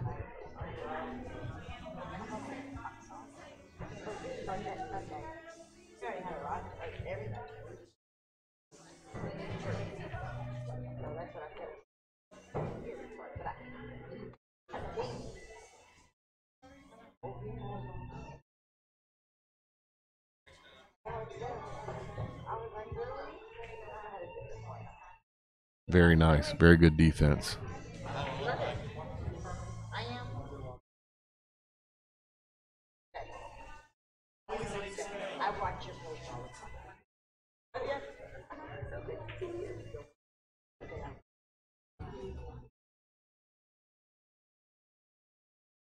What did I miss? Defensive battle times 5. Yeah, this was Tyler played a very good defense, and Zach defensed him right back and put us in the shape we're in right now. So, you know, from our angle, I see a couple of options on maybe how to get a hit. Looks like he's going to go ahead. He may be looking 3 rails here. Yeah, 3 rails. The problem is the 10 ball being in the way off the second rail. He's got to be real close to that 10 ball coming off that second rail. I think that's the angle he's looking at. I think you were right, but I think the 10 may be close enough to the center of the table that it should not become a hindrance. It's going to be close. You'd love to see this cue ball coming up and hitting. See where the chalk is on the top rail up there? Yeah. That diamond, somewhere between there and that diamond to the right of it, it's probably where it needs to be on that third rail. A little long and a little long. Yeah, it was, I mean, he was right there. You know, he got a little bit of luck there. He hit the 8 ball first. That creates the foul. 8 goes. Zach has ball in hand. But in the meantime, the cue ball pushed that 5 over there right on top of that 6. So, got unlucky, but then got a little luck. So, there's your instant karma. Yeah. We were talking about earlier. Right. The old karma chameleon. Karma. Oh, man. Did I just start singing? You did? See? Hate you. Good angle here. Whoops. Wait for it. It's coming back. He just wanted to see Tyler try the shot. That's tough on a right-hander there. You have to keep a foot on the table. I mean, on the foot on the table. That's a new game. Yeah. Foot on the floor. That's some flexible play right there. I'm out. Right. Be taking up a new hobby.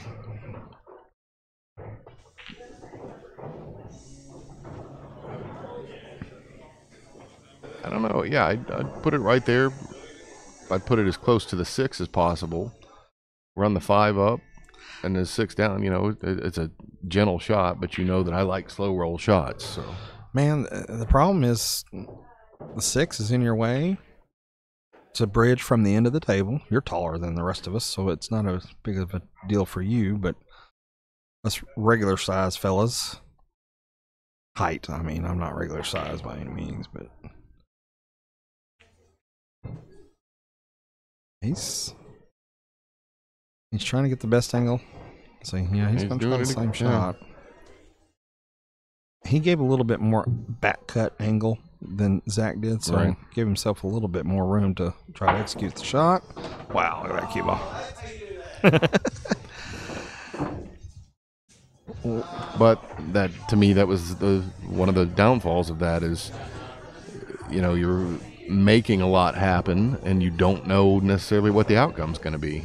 But I mean, even in my opinion, even had you placed the cue ball where it was, moved it a little bit closer to the 6, even if you had to use the bridge to extend that and just bump the 5 up and then put the 6 back down table. But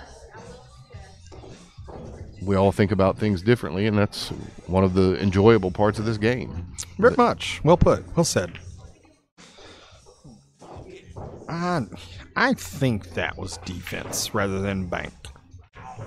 All right, I'll go ahead and mark them down here on the defense. Yeah, that's about 12. Yeah.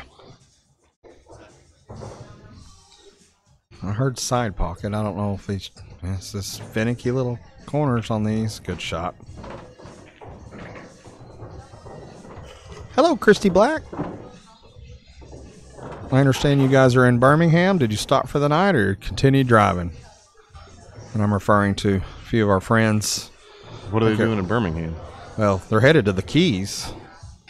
Florida Keys as part of the APA Destination Division. Oh, that's right. That's this weekend for the winning team. Christy Black, Keith Vaughn, Tammy Hageman, John and Angela Falco on their way. Congratulations, you guys. On their way to Key West, and it thought about snowing here last night, so.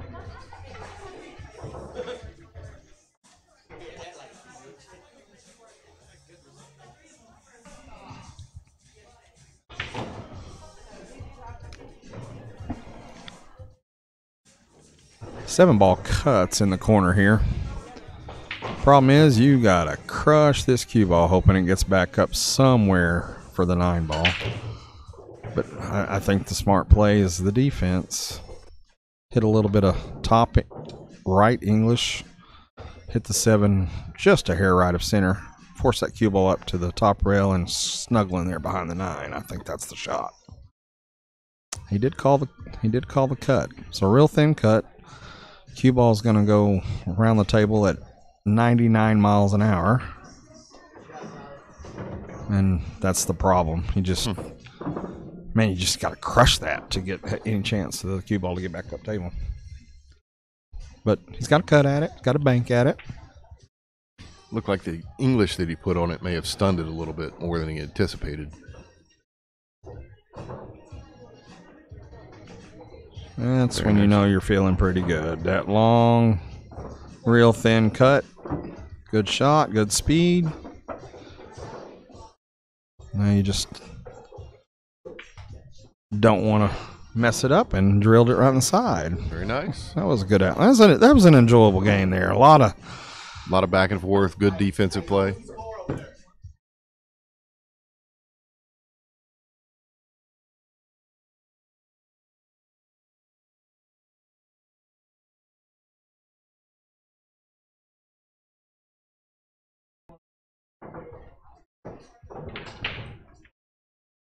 A lot of players hate to see the jumbles and the messes and the balls clogged up.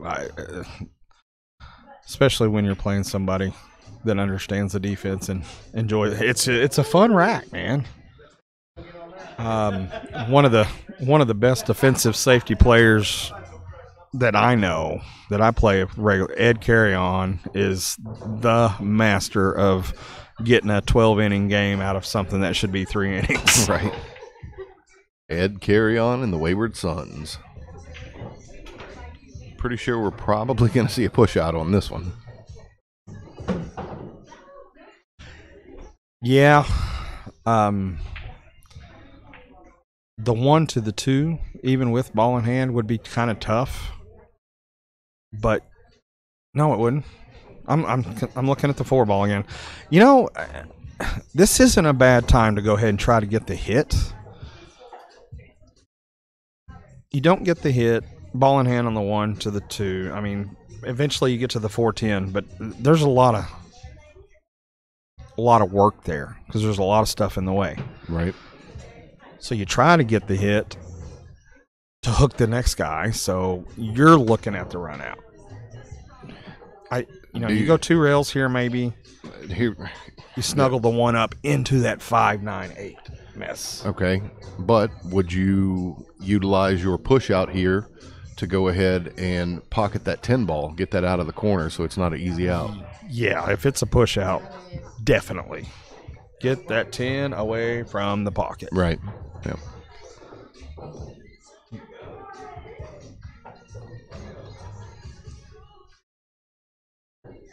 I talk about the 2 rail kick on the one, and it may not be there. The 7-6 may be in the way.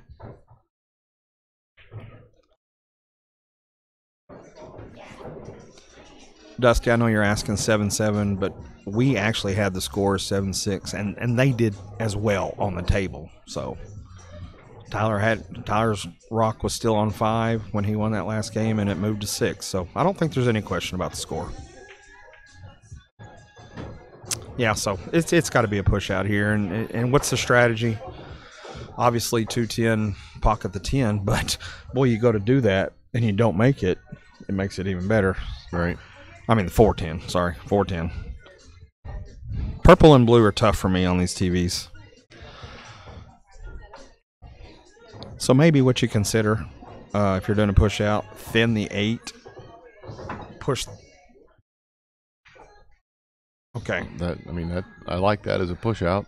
He called push out and was able to get the 10 out. Right. Nice shot. Good shot, Zach. And those of you not familiar with the push, I'm sure most of you are, but with a push out, any shot you shoot is a legal shot as long as the cue ball stays on the table. Meaning, doesn't leave the playing surface, doesn't scratch. But your opponent has the option to give it back, which he has done here. So now Zach is going to be kicking at the 1 ball. But just like you mentioned, the intention there for Zach was to get the 10 out of the pocket, which he executed. So he did. That was his strategy. He got it away from the corner pocket. Unfortunately, it placed a little closer to the side pocket, but that is not as easy a shot as it was in the corner. But looks like Tyler's going to try to go for this one. I can't say that I blame him. Not at all. 1 to the 2 is not an easy leave at all. If you could get to the 2 ball, it looks like everything's got a pocket or 2. All right, so okay, yeah, I kind of like this play. He's going to draw this cue ball back into the rail. The 1's going to miss the 8 and try to get a defense. Yeah, that was smart play. Yeah, I like the aggressiveness of trying to go ahead and do the 110 to get the rack, but I appreciate the logic of being smart, taking your time. A little smarter shot there. Thinner on the 1. Go ahead and draw that cue ball back into the rail. It ends up closer to the 5. And you try to leave the 1 out in the center of the table, so when you get ball in hand, you got the 110 combo next. Right. So I like the thought process. I think he could have taken it just one little step further to try to set himself up for when he gets ball in hand that he would have the 110. But as it is, we're going to probably see a run out attempt. 1 goes, 2, 3, 5, 4 in this corner. So everything goes. Oh, what a nice shot. Little Mr. Massey. Well executed by Zach. So never mind. Yeah, very, very good play there. Just a reminder, we're at 6-7 in this race to 15. Tyler down by 1. Players have agreed that whenever the first player gets to 8, we will be taking a short intermission. We're going to keep the stream active and talk to you guys, try to entertain you for 15 or 20 minutes while these guys get to relax for a moment, get a breath of air. I don't know that we've decided what we're going to do for entertainment, but could be. I know what I won't do for entertainment. Okay. Would you care to elaborate? Nope. All right then. I won't do it again. Okay. Fun leave there. He's going to kick at the 1, calling it in the corner pocket. 2 new people in the room. Hello, Quincy Hill. Hello, Penny Patterson. Hey, Miss Penny.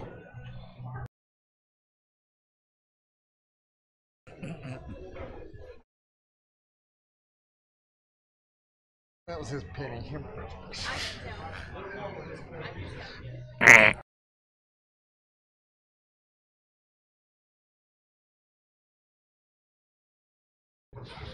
All right. Is he gonna? Okay, yeah, just trying to get the 10 out of there. Yeah. That was a good call. There's still a lot of work left on this rack, so I think it was smart to go ahead and get that 10 away from the pocket. That way it's not just candy for somebody to pick.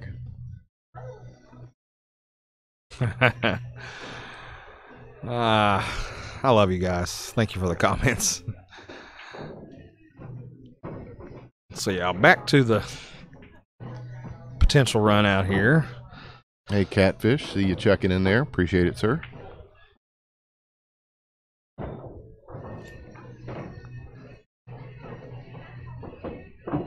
Hi, Cody. I didn't see a comment from you earlier, man. I'm not leaving you out on purpose by any means. A little close to your work here on the 4. Does not go in the corner. I think the 6 is in the way. So, defense coming up again.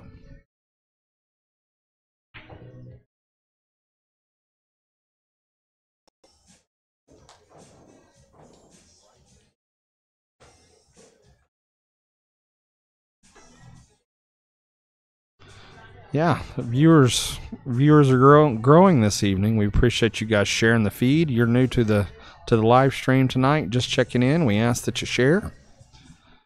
Yeah. Unlucky roll there. I mean, it's a good thought. Oh, absolutely. Yeah, as Mike said, we definitely appreciate you guys tuning in. Thanks for the support. Please make sure to like and share Facebook page, all of our posts, as well as the YouTube page. We're going to try to start working with that a little bit. So appreciate all the help you can give us. On both Facebook and YouTube, it is the Billiards Camera.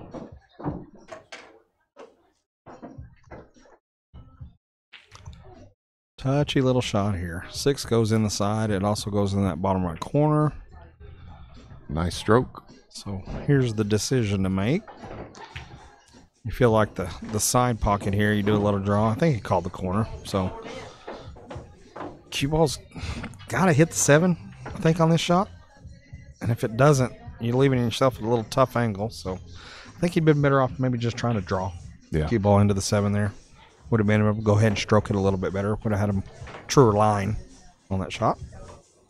Other potential there would have been, maybe a little drawback and just try to create a defensive play out of it. But that's our favorite thing. Defense. Always play defense. Absolutely. If you don't, that's something that you taught me many years ago. If you can't see the run out relatively easy, make it tough for the other guy. And that's one of the best pieces of advice that you've given me on the table over the course of our time hanging out. And I've tried to pass that on to newer players as I have the opportunity to help coach others. Nice little right English to kind of stun it off that end rail. Stunning. I think he's got a draw here. Doesn't want to go forward with this. Could clip the 9 and push it to the rail. So I see here's your little stun draw that we saw earlier. Try to make the 9 ball in that top right corner. Cue ball's not going to move much. Yeah, he's standing back, taking another look at this. A little touchier than he's hoping for, but he can pull this off. You'd like to go ahead and go into the 9 and commit yourself to do it, to push it out of the way. Yeah, that was a good shot, too. If you think you're going to hit a ball after the cue ball caroms off the object ball, go ahead and hit it. Wow, he got an impressive amount of draw off of that. Yes. Got great shape here. Tyler pulls that shot off more than I do. He's a lot more comfortable flirting with that side pocket. Yeah. Yeah. I am not. Me and that side pocket have issues. Ties us up 7-7 in a race to 15. After this rack, that'll put us at the halfway-ish point that we discussed earlier, making it first player to 8. We were going to take a short intermission, so please make sure and stay with us. We will continue the stream. Try to keep you entertained. If not, take your own little break, 15 or 20 minutes. Come back and visit.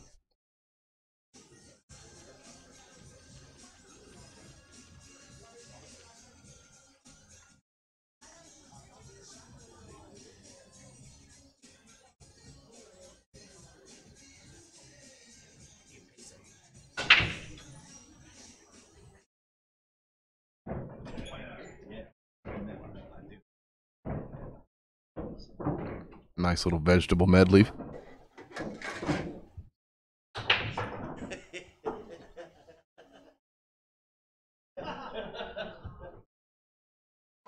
Again, they did agree on the front end that made the 10 on the break. They were going to spot it. Player continues his run.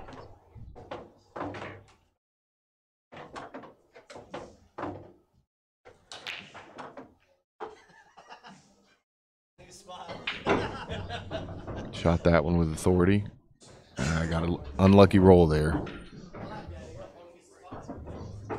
He had an impressive amount of English on that, the way you saw that roll off the rail with almost looked like a stutter step coming off the rail. So he had a lot of stank on that one.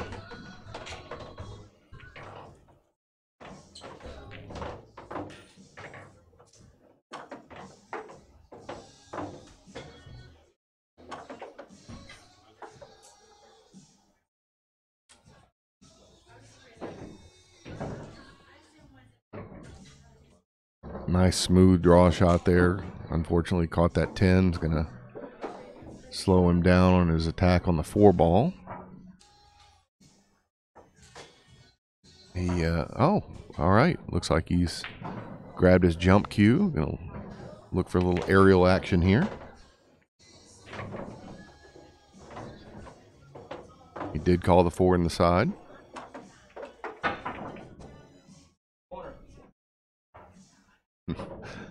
Very nice hit.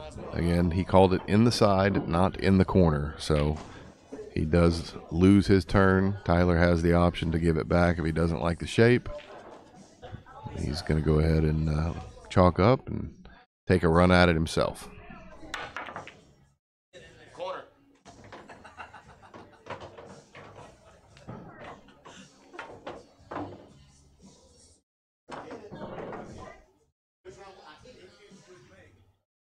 Definitely got the shape he wanted. A little touchy, trying to look like he was almost trying to cheat the side pocket so that he could hold his shape for the 6 ball. Zach being close to the rail is going to have to jack up a little bit to either stop or get a draw off that cue ball. But both of these guys have been drawing very well, just like he did there. Left himself very nice shape on the 6. This, I don't want to jinx anybody, but that's the way these guys have been shooting. This looks like a very doable run out.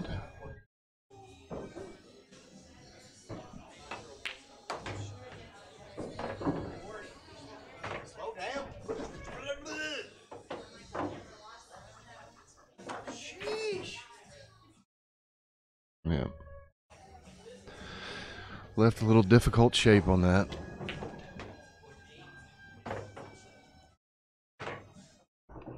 This looks like a cuttable shot.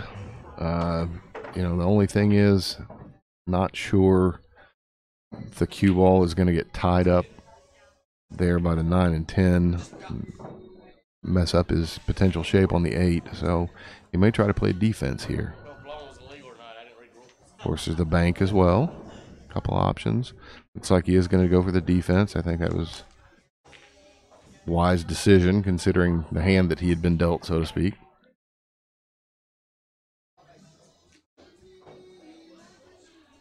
Looks like Zach's busting out the jump cue again.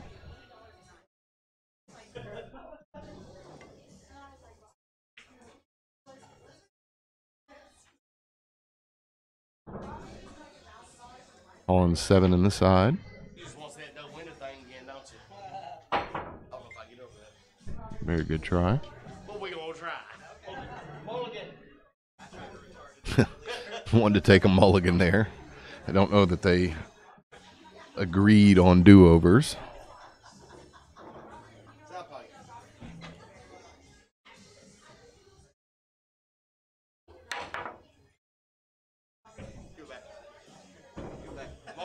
Mulligan. Mulligan.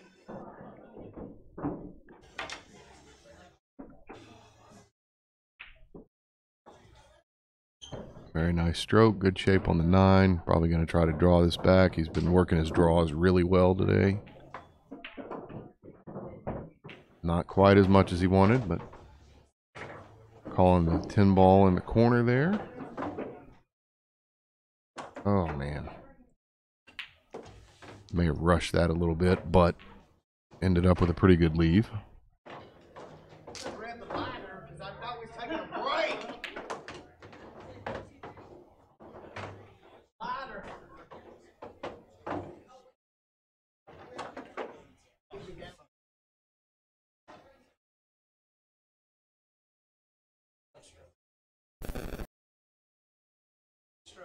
I just grabbed the liner because I thought we was taking a break. Well, you're still shooting.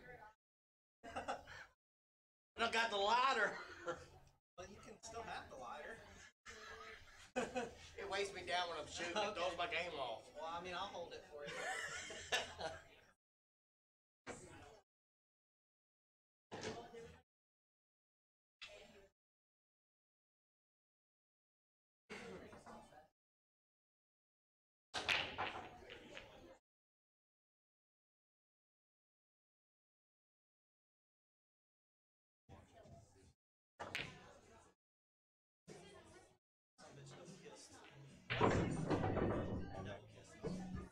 Just 7, Tyler. First break. Sorry about that. Say that again. I had your mic turned down as you stepped away. Just 8-7, Tyler. And that is the break. All right, I think you and I are going to go to the table and show off our defensive skills here and kind of talk to you about the game that we play. Yeah, I mean, Or do you want me to grab somebody else and do it? Would you? I can grab somebody. yeah, I think for the time being, we'll go ahead and grab. I think he's going to have Chris Adams come up and give him a hand. You know what we were talking about is we had worked together on some defensive strategies.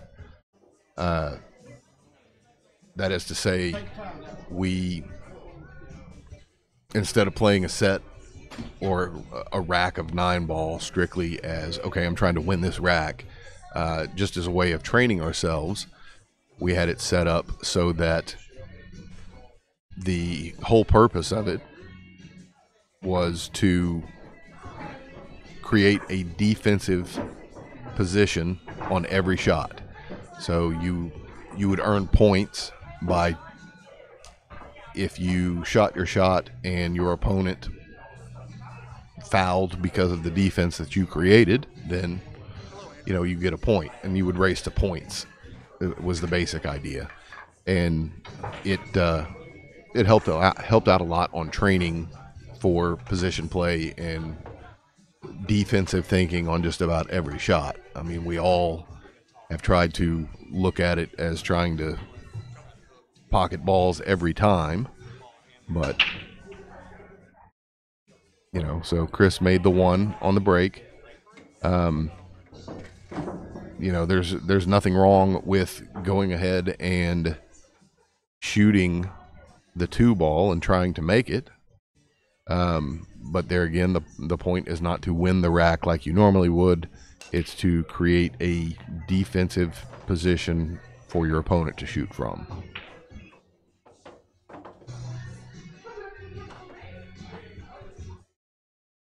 So slid the 2 down there. Mike will be able to hit the 2. There again, the intention is not necessarily to pocket the ball. If he does, great. He continues to shoot just like you would in a regular rack. But the main point is to create a defensive position out of that. So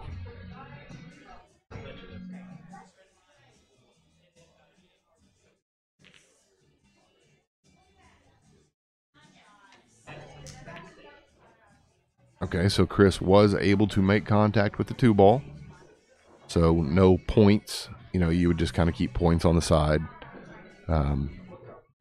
Piece of paper, whatever you guys are doing. He would not be awarded a point for that. And, you know, you work it out on the front end of, okay, it's going to be a race to 10 points or 15 points or whatever. So to me, it would be good to go ahead and just pocket the 2 ball. You know, there's nothing wrong with go ahead and pocketing a couple balls in order to get yourself better shape to create defensive shots further down.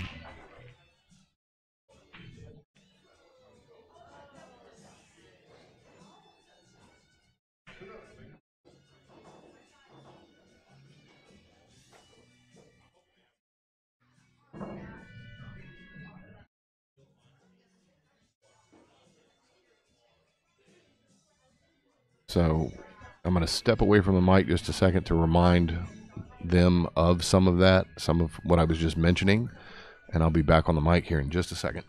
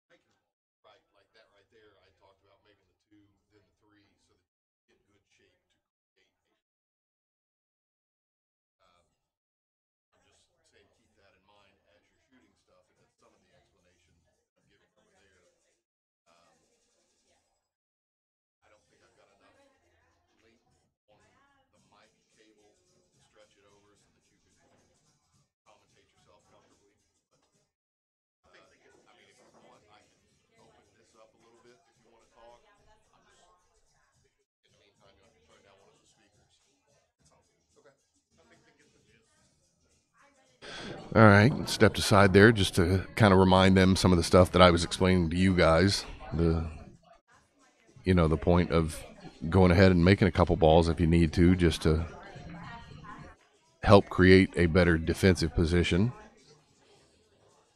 or the ability to get on a ball to make a solid defense so that you could score your point. Again, or, you just move the balls wherever you want on the table. So I see the number of viewers dropping a little bit, and I understand.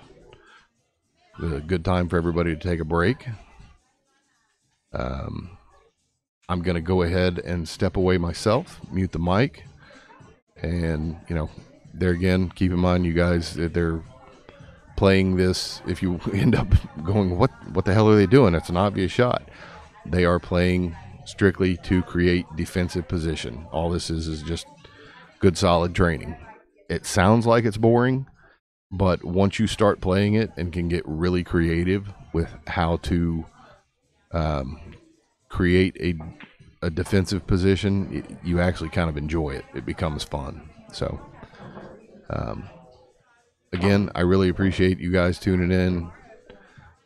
Definitely like and share everything you can. Please help us grow this thing. I'll never be able to quit my day job, so to speak, and I know most of you would agree I probably shouldn't quit my day job, but all the help you can give me to help grow this page and YouTube channel, that sort of thing, so that not only can we do it here at Doc Penny's, potentially travel around, maybe go to CJ's at some point, do some live streaming from there, other venues around Central Arkansas. I would enjoy doing that. So, like what you saw right there, Mike did not make contact because of the position that Chris had left him. So Chris would receive a point for a good defensive play, and that would go towards his, overall agreed to run. Let's see what he does here. Okay, I see what he was trying to do. Okay, again, I'm going to let you guys view this for a little bit. I'm going to step aside from myself for a moment. Hopefully Tyler and Zach will be back to us in maybe 10 minutes. So, again, I appreciate it. Thanks, guys.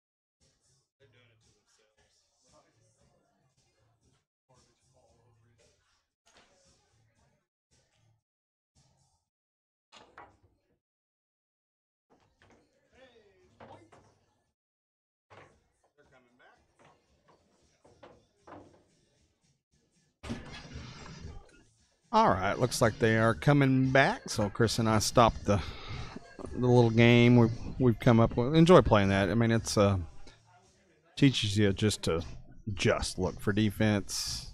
When you do get hooked, you get to practice on your kicks and getting good hits and that sort of thing. A lot of fun. Nice to do if you ever just get sick of playing regular 8, 9, 10 ball, whatever.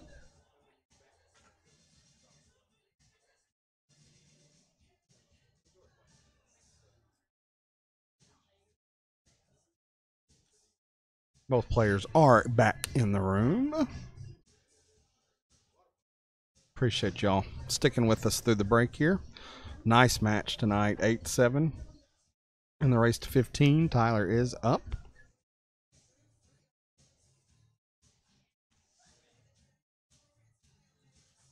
Zach looks very confused, but that's pretty normal for Zach, I think.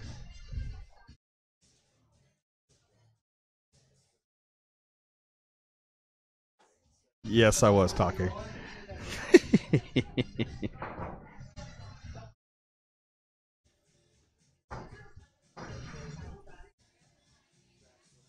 About to resume.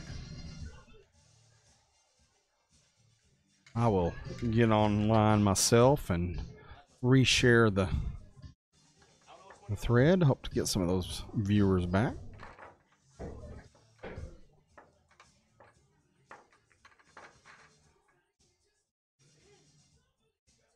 Dance party going on in here in intermission. Maybe we should have been doing that instead of showing you the game there.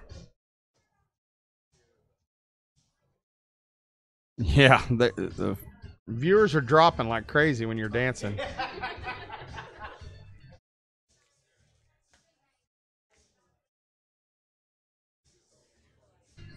And we got one, and I don't know where Tyler ran off to now.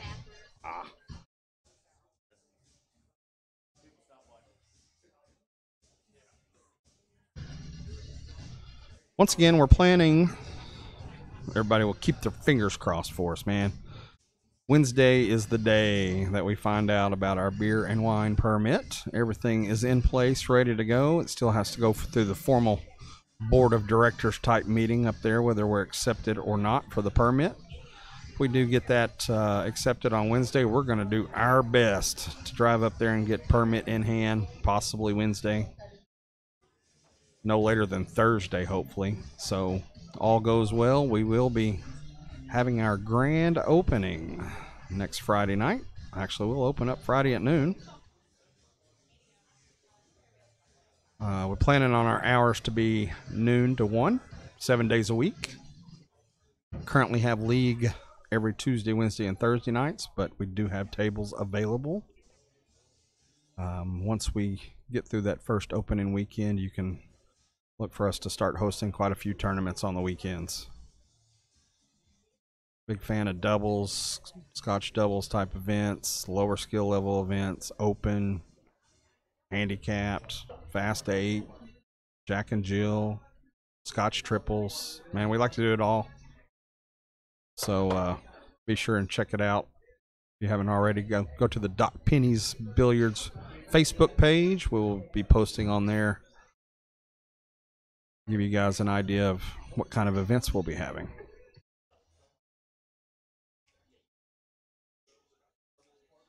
Currently have a small menu. We're looking to expand our kitchen, but currently serving, I think our most popular menu item right now is a ham or turkey melt with cheddar, pepper jack.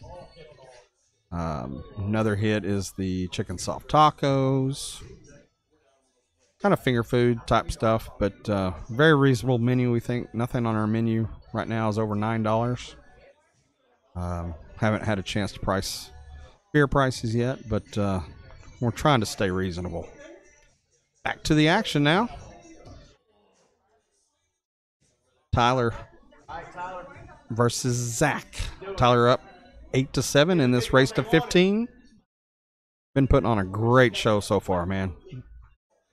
I expect nothing less than Hill.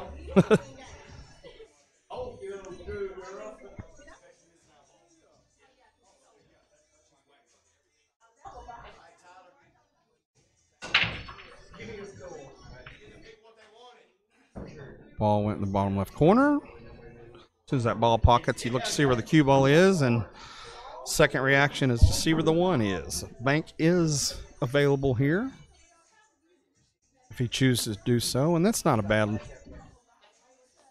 shot to try to get on the 2. If he elects to go for the bank here, I expect a lot of top left English. That cue ball will come down off this bottom rail, go to that right head rail, come around table, try to get shape on that 2 ball in the top right corner.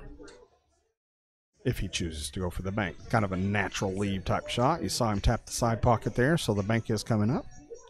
Top left English on this one. He makes the bank. Maybe he's trying to reverse. Yeah, he made it, and he probably wishes he would have gone ahead and committed to the shot now, because that cue ball would have gone 2 rails to get shape on the 2. See a piece of it. I can't tell if he's got the bank back here in this bottom right corner or not. If the 6 is too much in the way, I believe he can get the hit. So as long as he can see it, expect him to go ahead and hit that 2 ball off the top rail. Try to leave it somewhere on that right side rail, or the right head rail there. 2 ball will be down here on the left side of the table somewhere. Did call it. Now he's going to jump. Jump, break. Coming up. Jump, break cue.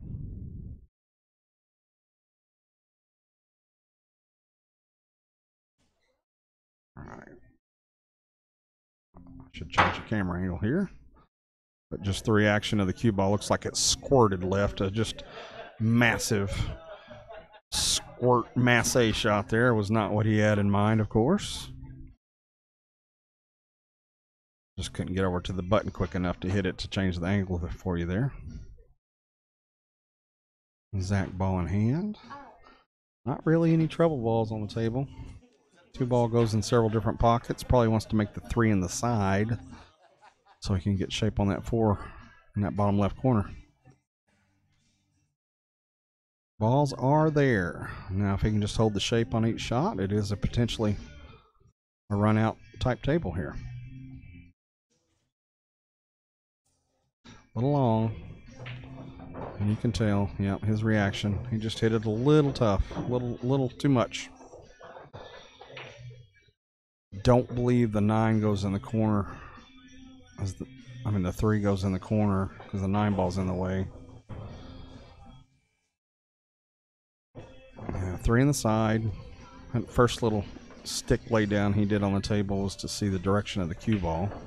Expect him to hit this a little hard. Nice shot. Hit the 9 he wanted.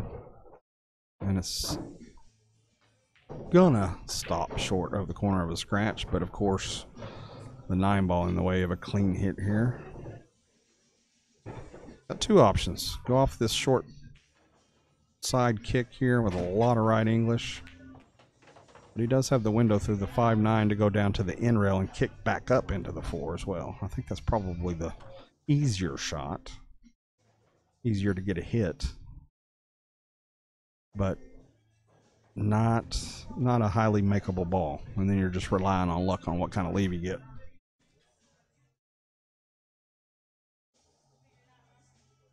Looks like he is going, yeah, all right, call. You go ahead and call it, but a lot of left English here. And 4 ball is going exactly where he pointed. Got rewarded for his effort. You know, you think, oh, lucky roll, lucky roll. No, I mean, he put a good hit on that and didn't just kill it.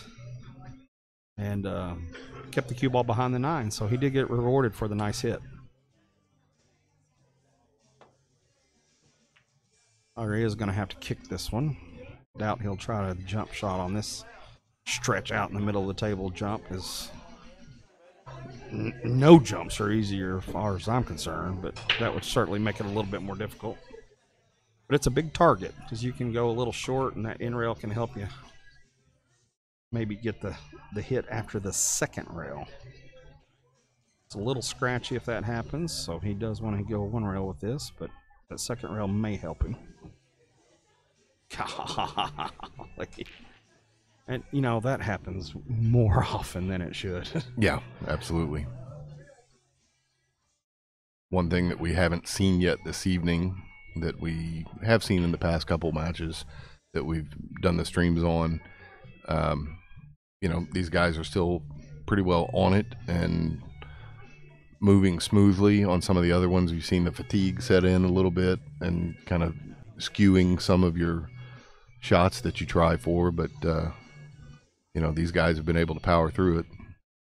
But I think both of them, being associated with pool halls the way they are, they've spent a lot of time at the table, and they've kind of worked themselves up to this. CJ's runs quite a few tournaments. They do Fast 8 on Friday. Last night they had 20 players for their Fast 8 tournament. You play in tournament play, you expect a 6-8 hour night. And I know Zach plays in a lot of the tournaments that they have up there, so Sure. he is. I doubt either of these players get fatigued. No. They're both used to 6, 8, 10 hour days in a pool room. Right. And, again, this is race to 15. Going for the combo. Very nice. It was a very smart call on that ball in hand. Puts Tyler up 9-7 in this race to 15. I think for the both of them, this race to 15 is probably a good number. If they were going to stretch this out to, a 21 set, they probably start to feel it around. What are we at? 16 games right now, so probably get around the 20 or 22nd rack, and they'd start to feel the fatigue a little bit, even with their experience.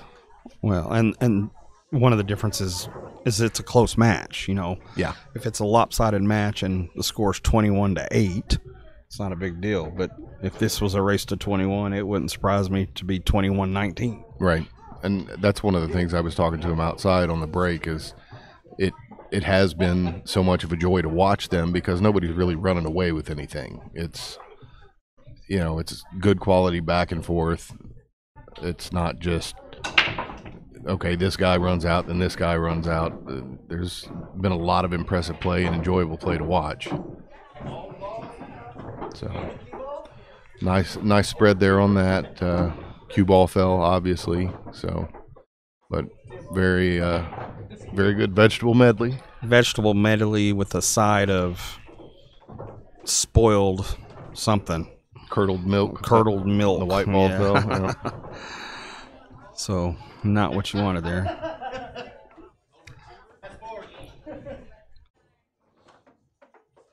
So obviously with ball in hand, you're always checking out the 10 ball. I mean, there's a 1-10 combo here, but it's not a high probability shot. So look at it for just a few seconds and dismiss it and carry on. I don't think the 10's sitting anywhere that you're thinking a potential early shot. 7-10 could be the shot, but at that point in the game, you're just getting a run out with this nice spread of the balls.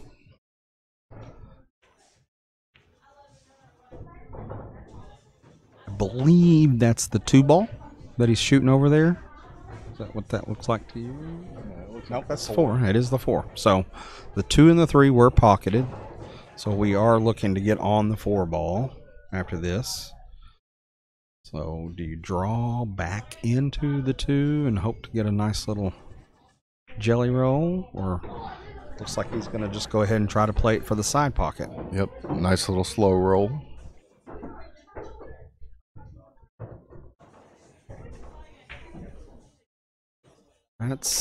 That's a little table knowledge there, probably.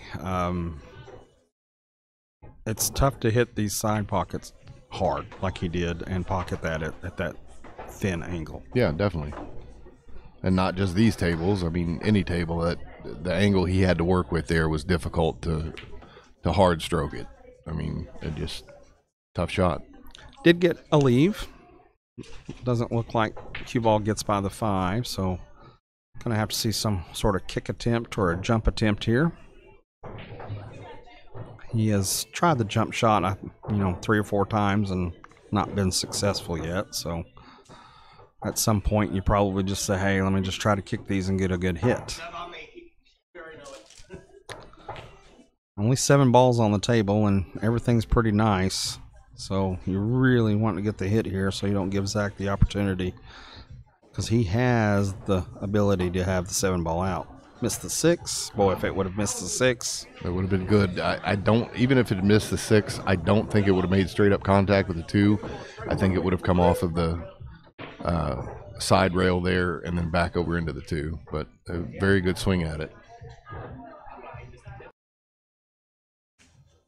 got a little bit of a nudge on the 6 to pull it over in front of that 5 ball.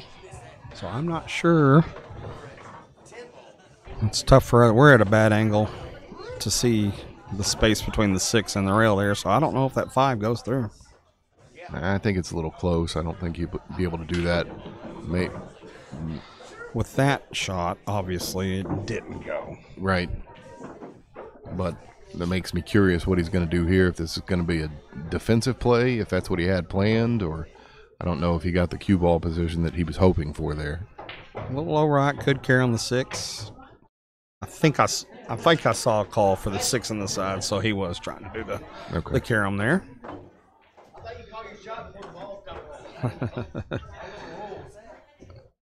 We're adjusting rules. We're adding bylaws to the rules. Bylaws. He's saying as long as you call the ball before it stops rolling, it should count.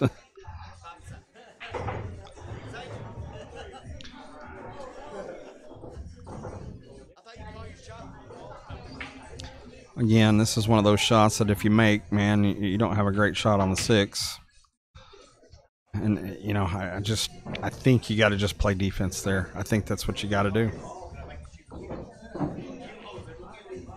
Can't help but think that maybe because he's got this, 2-rack lead, he felt comfortable swinging for the fences there. He's got a little bit of a buffer to work with, so might as well go for the glory while you can. But it would have been a beautiful shot to see made. Obviously, you got the unfortunate roll down there in the corner pocket, but I don't think he would have been happy with the leave on the 6, even if the cue ball had not fallen.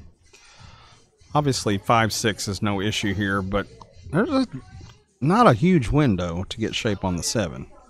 10 ball's playing a little bit of a blocker. And this is 2 straight in as well. So to get down table, the 7-8 goes, and the 7 obviously goes, but you got to get down table. This could be an interesting shot here too. Yeah, you had to. And see, that's 2 shots in a row by the players. They both trying a tough shot, trying to do something, and the cue ball finds a pocket. Yep. So saw a lot of defense earlier. They're both in stroke now and feeling invincible. Right. Zach definitely being down, a couple racks right now. He's wanting to be aggressive and try to take advantage of every shot. So I can understand that. All right, this is a draw shot, almost straight back at him. He's trying to come down and hit this bottom rail to the left side of the side pocket to get shape on that 7. So this is just a touch draw. Talked about that earlier. He's got no problems flirting with the side pockets with the draw. He's been very comfortable with his draw shot tonight. Too long was better than too short. Sure. As well. So once again, going for looks like a pretty straight in bank. Yep. Speed is the key. A stop shot will help greatly if he does miss it. Yep. It's pretty ultimate 2-way there. Yep. I don't know. I think Zach's got enough sight to see the 7. I don't know if he's got enough to cut it in the side, but I think he's got enough to run it up table if he needs to. That is the call, and you got to force the cue ball here a little to get a little bit of an angle on the 8. So top spin, cue ball down into this in rail and back out on the table to give him a cut on the 8. Hit Good that shot. really nice. Yep. You just hope it's not too nice. Easy. Yes. Well done. It's a good thing about the cut shots. When you're anywhere 20 to 45, 60 degrees, whatever, it allows you to go ahead and move the cue ball. Looks like he's calling the side pocket here. But, to me, I would potentially run it up table, but he's got a better eye on it than I do. What I kind of like about this shot is if you do miss it, it tends to settle up there on that head rail and be a difficult shot. So, kind of what happens if I miss. Right. And he pulls it off. Very nice. Brings him up one more rack.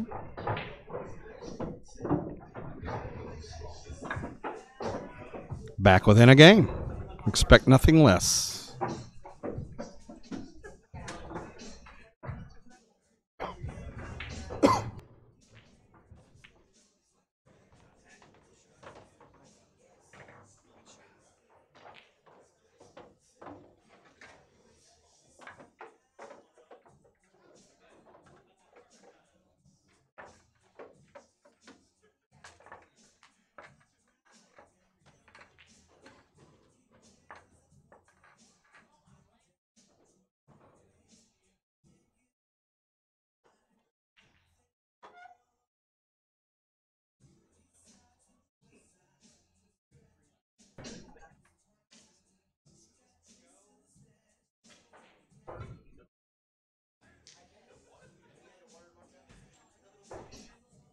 Where did our commenters go? Been a while. Yeah, everybody got quiet.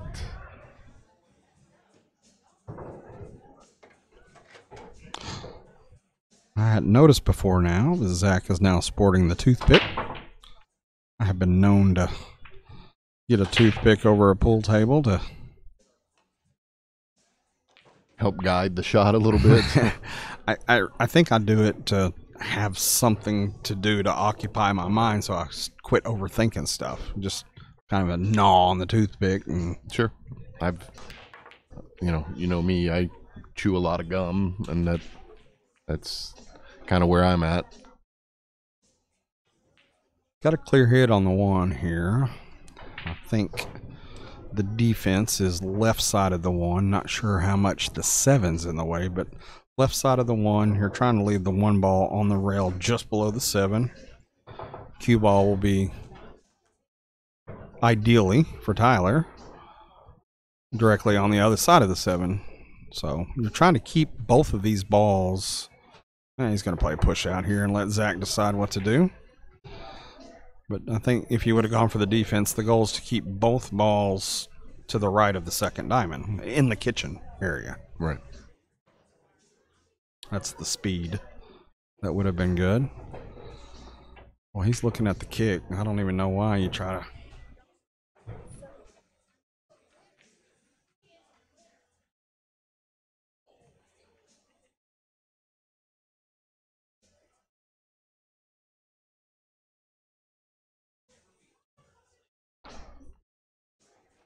All right, looks like he's calling the 1 here.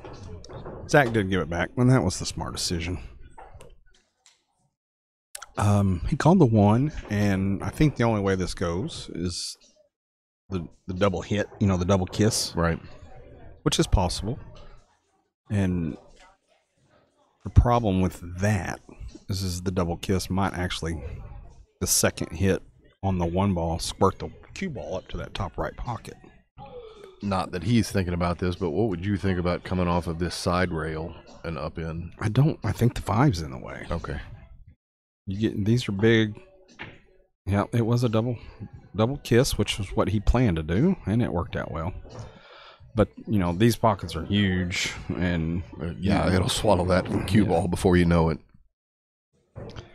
Kick shot, 1 rail kick, 1 in the bottom side pocket. Did get the hits. And pretty favorable leave. Second best defense. If you can't hook them, put a lot of space in between. Hello, Hollis. Appreciate you chiming in. Yes, it is a great match so far. And we can't say hi to Hollis without mentioning Angie. Hello, Angela. I hope she's watching as well, but if she's not, I still appreciate Hollis checking in with us. He's always been very supportive of us, and we appreciate that. Gotta get Hollis on one of these. Be a great.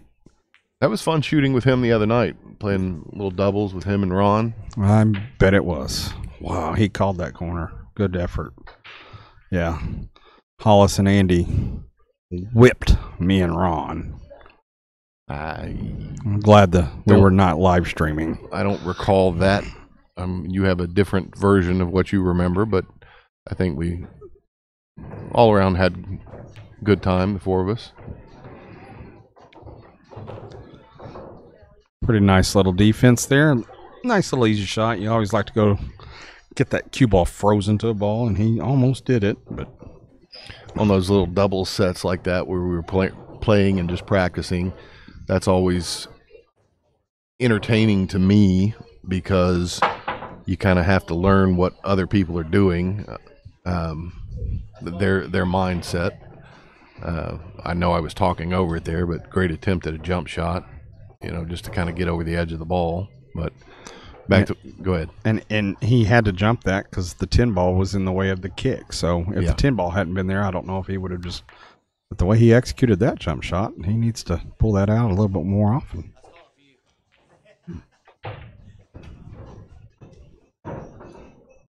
I'm thinking defense here.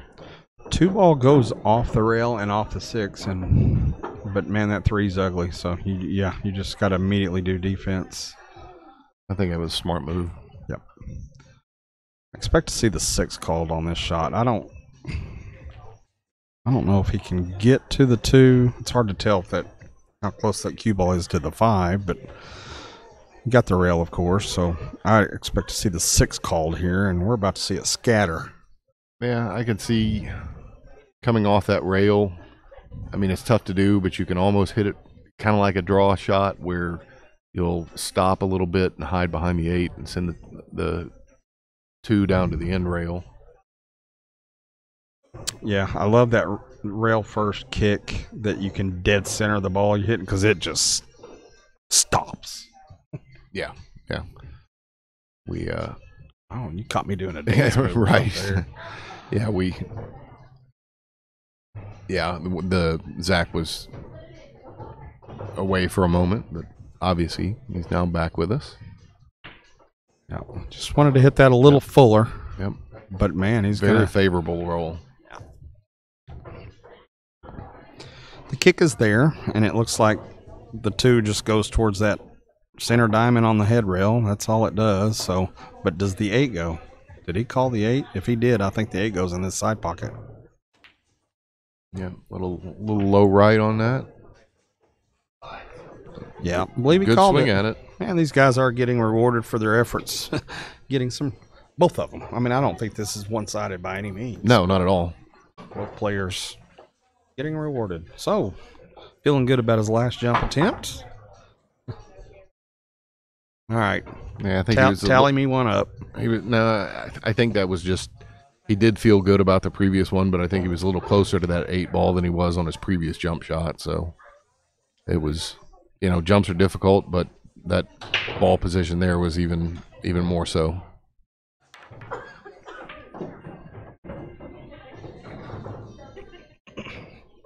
Yeah, Austin, I see your comment there.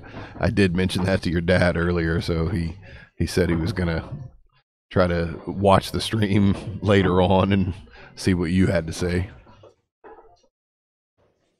4-6 combo here. I didn't see a call, but good shot. Looks like he's got enough of the 4 ball here to make it. And I might have said 2-6 earlier, but that was a 4-6. 4 goes, 5 rolled out nice. Little bit of a back cut. You could choose to try to hold the 7 for either corner here, but just don't get close to work. Nice. Here's the scary shot. You're wanting to put a little oomph of this cue ball into the head rail and kind of go 2 rails to be able to shoot that 8 ball next, but a draw kind of pulls that cue ball back into this corner pocket, so you don't want to overdraw this.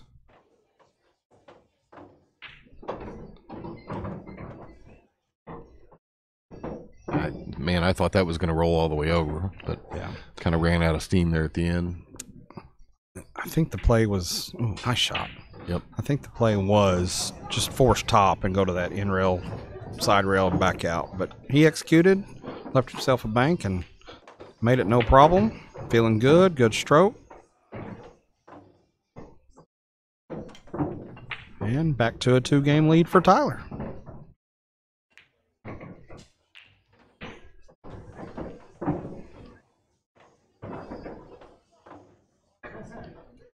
Tyler.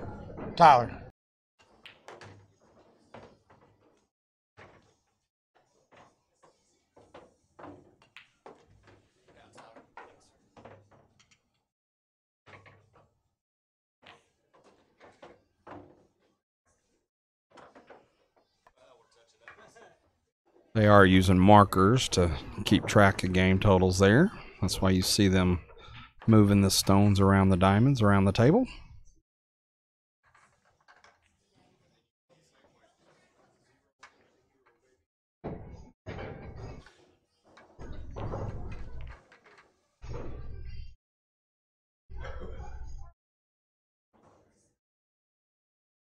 Every time you do that angle, I want to wave in the background, but I consider that they're breaking our way and don't want to wave, but I forget that their backs to us. Right.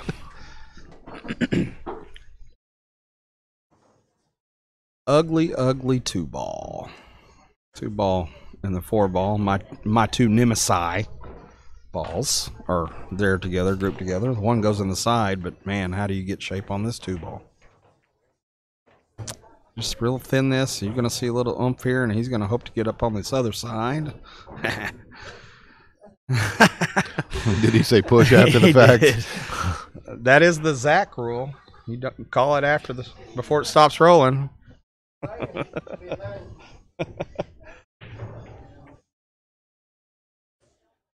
I know. Yeah, there you go. I was going to say, put a little bit more angle on that. Try to go 2 rails, come around the back side of the 6 to get shape on the 2, and then just play defense. Yeah, you're not trying to break this out on this shot. You're just, and you know, this is fine too.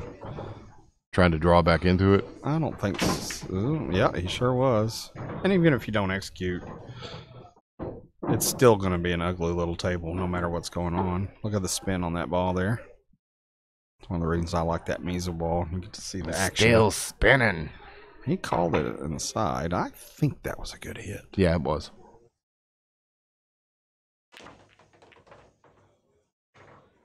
Cue ball still spinning. Yeah, a lot of action.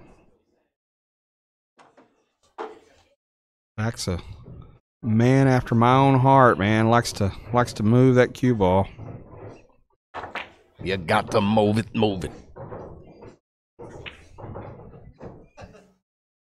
Little wide pocket help there. Here comes Tyler's patented power draw. You'll see a little funky spin. Well, no, not the draw that we thought, but No. I think that was a smart play. Played it off the 7 nicely.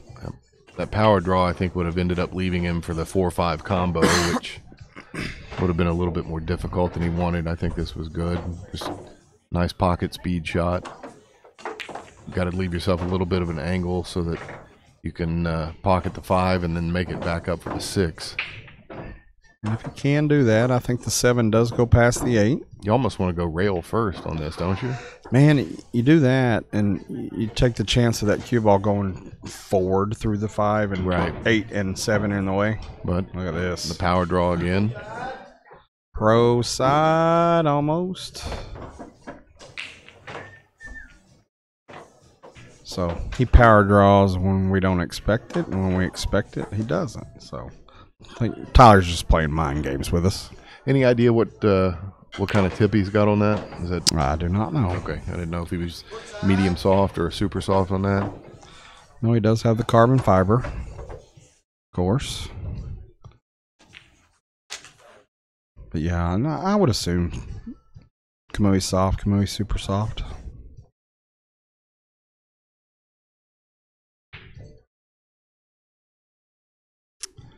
Got a 2-game lead.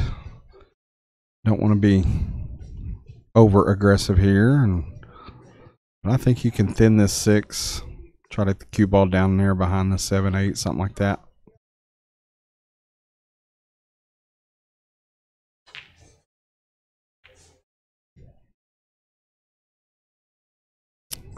This how he's calling the 6 ball. Top left corner. I don't just calling it just to call pocket. I don't see it.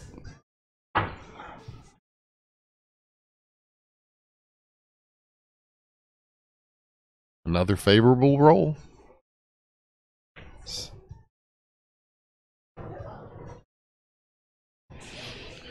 Looks like we're about just under 3 hours in this race to 15. Tyler up 10-8. We did take a short intermission when we got to first person got to 8. Nice hit. Beautiful. Not easy to do. A few of the rolls here in the last couple games have gone Tyler's way here.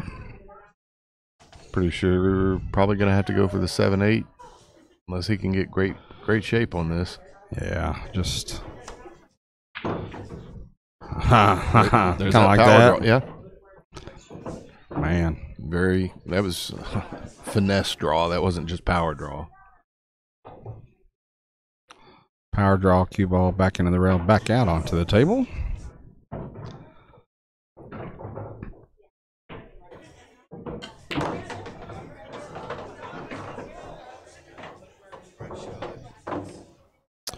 Draw game, which I admittedly like to play and I prefer,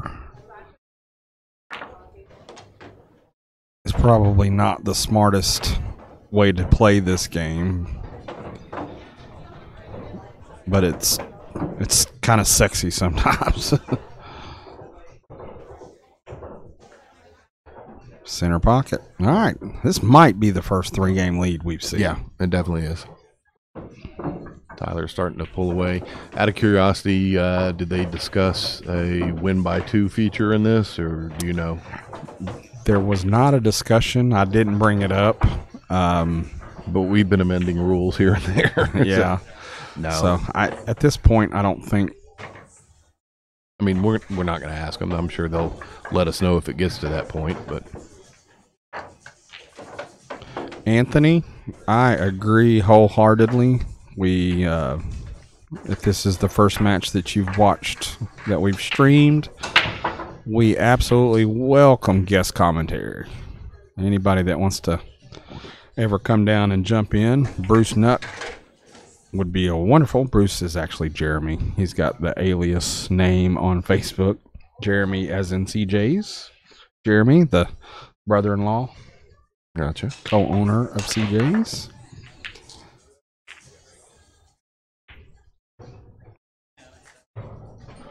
There's a story.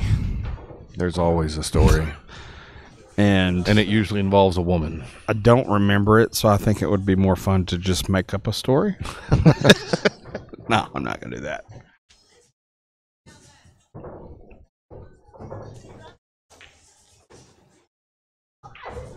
Calling the side pocket, it looks like.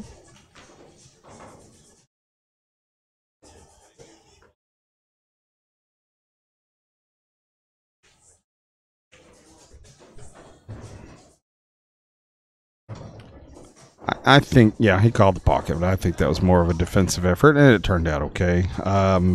One doesn't carry him off the 4-ball on the side. There's not a combo shot here, so if anything, one caroms off the 4 to the top rail in the bottom left corner, so carom bank is possible if you're aggressive. Jeremy is watching. Bruce is watching. Not Facebook appropriate. But it is 1,000% the billiards camera appropriate, I promise you. Yeah, I mean, look at us, for God's sakes. If we can do it, you can. So, come on, Jeremy. You would freshen this place up. right. Yeah.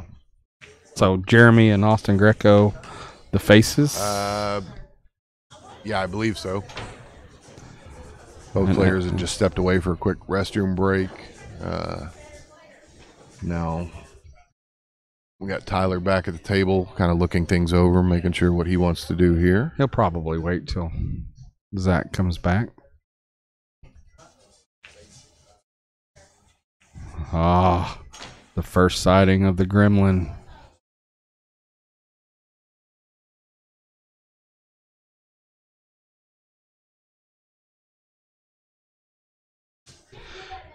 He is going to try the carom off the 4 into the side. I think it goes long, little left. And heading toward that bottom corner pocket that I thought it might bank into. Yep.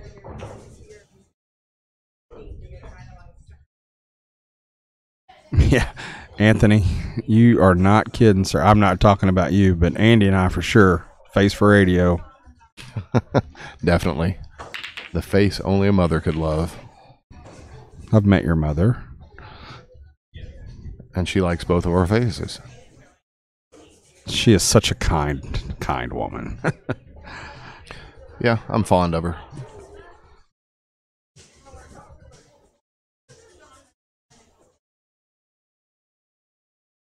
Not as much chatter from Zach now. Oh, gremlin number 2. No, that was me. I hit the wrong button. Okay.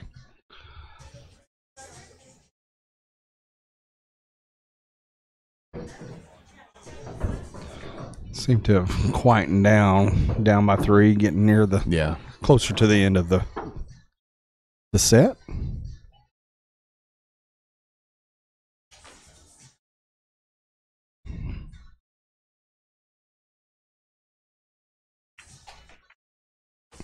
Hey, Jeremy, by the way, I did offer Courtney the opportunity to jump on the microphone if she wanted to and talk about the place and her husband or whatever, and there was zero discussion about it. She said thanks, but no thanks. So next time you're in the room and we're doing this, please come on over, and Andy or I will get up and let you have our spot, man.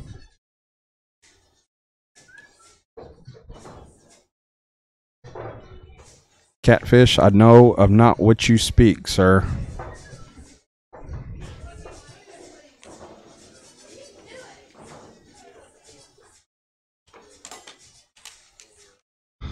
So, you've known Catfish for several years. Have you ever even attempted to pronounce his last name, his real last name here?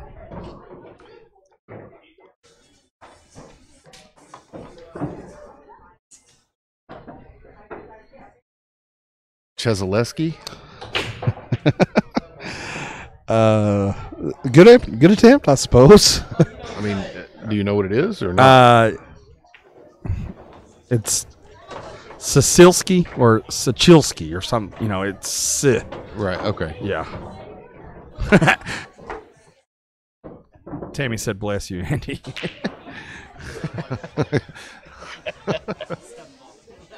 Oh, you don't say. So I don't think I know the story of Catfish's nickname of why he's called Catfish, but there's a very good reason why he has a nickname. It's because of that last name of his. I wonder if it's a story about him getting catfished or catfishing someone online, maybe. I don't know. Or maybe he likes to go noodling, for all we know. Well, I think Catfish is pre-internet days, and I'm sure he's had that nickname before that. So, but I do appreciate the noodling reference for sure. It's pronounced Catfish. Oh, he's named after, what is it? Who is it? Raleigh Fingers? That's Catfish. That I don't know. I'm not a baseball guy. Who?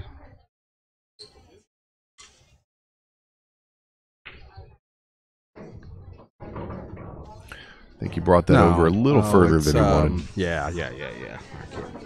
It's not Raleigh.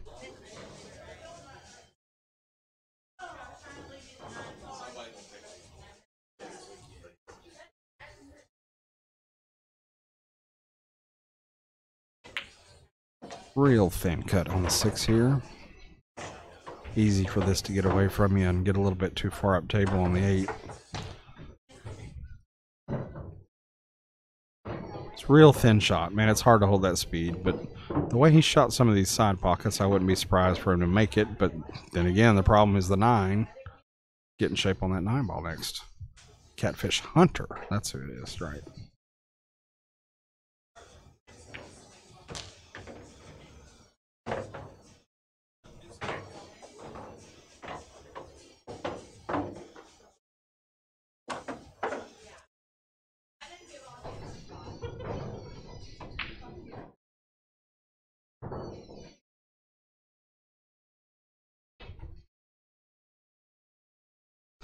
Because of where this 9 ball is. Almost want to try to draw down and pocket the 10. Yeah, I think you've got to try the carom here. He's been real good with the draw shots today, so he's moving the cue ball well. Man, I think this cue ball's got to end up to the right of the 9 ball. Wow, great shot. He's feeling good, man. You know, and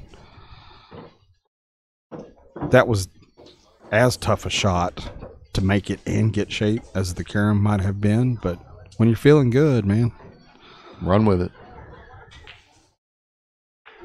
yeah, that's not an easy shot for anyone. I don't Yeah. I don't like that slight cut all the way down the rail. Yeah, there's something about that side pocket that I think just messes with the angle and the way you see it, and you end up, catching the wrong side of the object ball and pushing it away from the rail.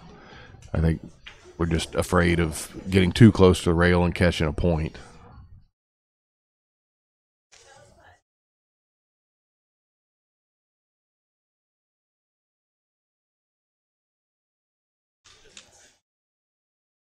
Banker cut here, sir.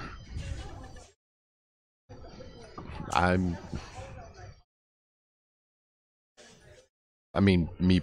think he's going to call the bank on this.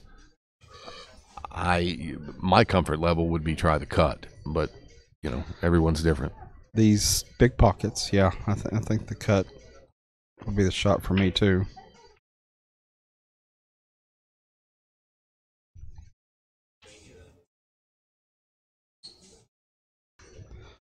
To be straight in, stop shot, 10 in the side. Race to 15. Tyler's currently up 11-8. All right, so we've got a update from our friends on the road to the Florida Keys. They are in a pool hall in Alabama watching a pool match in Arkansas.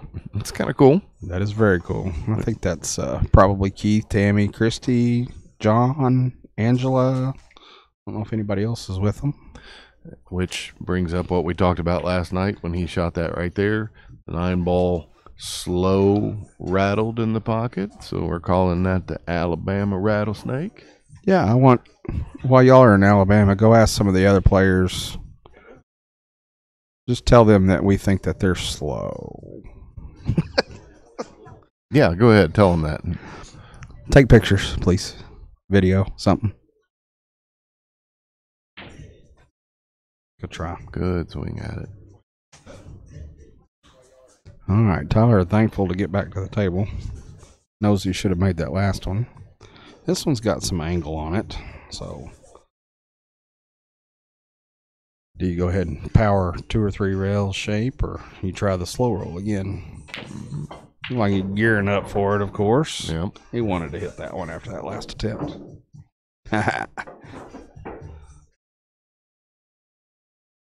John Falco says he would explain to them the Alabama rattlesnake, but they wouldn't understand. Oh no, that's the aggression there again.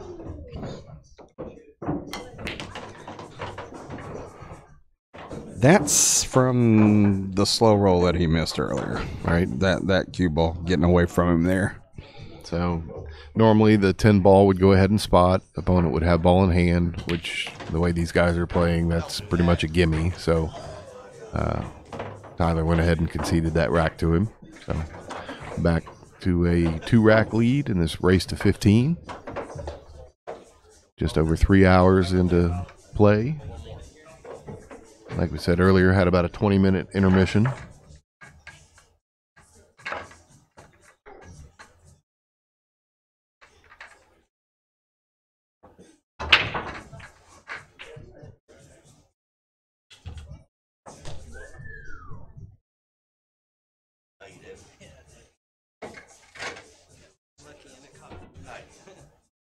No reason for a push out here. Should be able to accommodate a defensive strategy.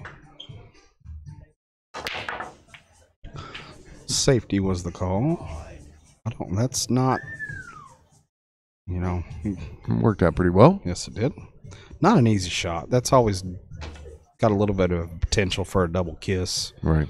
And then one ball hits that cue ball back out into the middle of the table instead of sliding it over there where we wanted to hide. They hit it nice. So Tammy, I don't know if y'all were listening last night, but we've dubbed the ball that bobbles in a pocket and doesn't go. We've dubbed it the rattlesnake, and so the slow rattlesnake It was a slow roll that you don't hit well enough to fall. That kind of rattles as well. And I inappropriately named it the Alabama rattlesnake. And no, that was highly appropriate. Well, like going for the jump shot here. See what he's got. And I'll elaborate. And I'll listen. All right. We're going to run down the street and get the cue ball. We'll be back here in just a minute.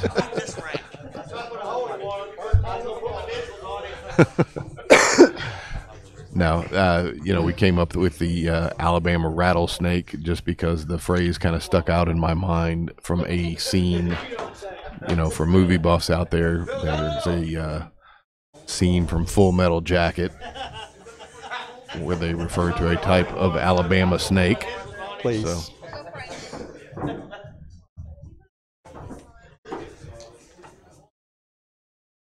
That's ball in hand, by the way. Very fortunate roll there. Probably going to try to use his power draw again to come back for the 3. A little bit of an angle. Cue ball's a little close to the rail, a little closer than he wants to be. It's easy to have the cue ball squirt off line a little, slide out of line. And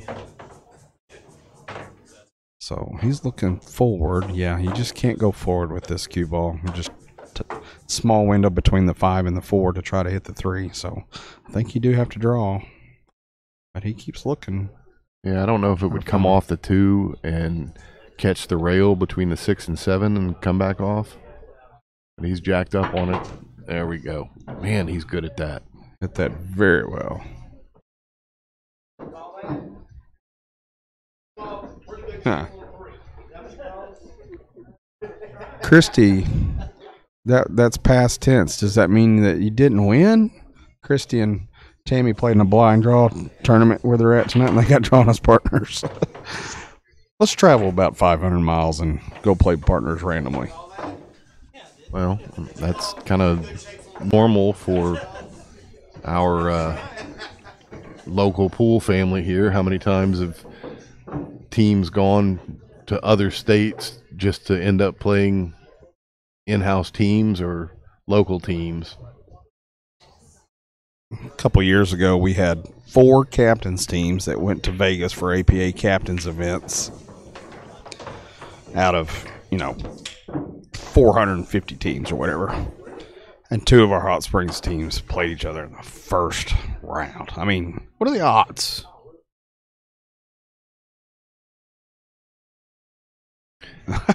As you know, I haven't had the opportunity to go to the APA events in Vegas. In those tournaments, do they give you the count up front, like how many teams are actually? So what size is that tournament? Team events. Is that what you specifically asked about? Yeah. Typically 400 to 500. Then that's 400 to 500 teams, not teams of 8. Yes. Wow. So that's what, 4,000 players? Just for team events. Yes. Yeah. They've got all the other doubles and Jack and Jill and captains and masters, and a lot of players play on more than one of those teams that sure. are there. But I'm almost kind of glad I haven't been to one of those events. That's more people than I'm comfortable with. It's a lot.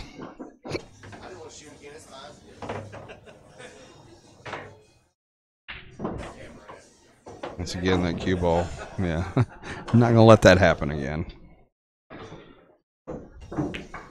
12-9, Tyler.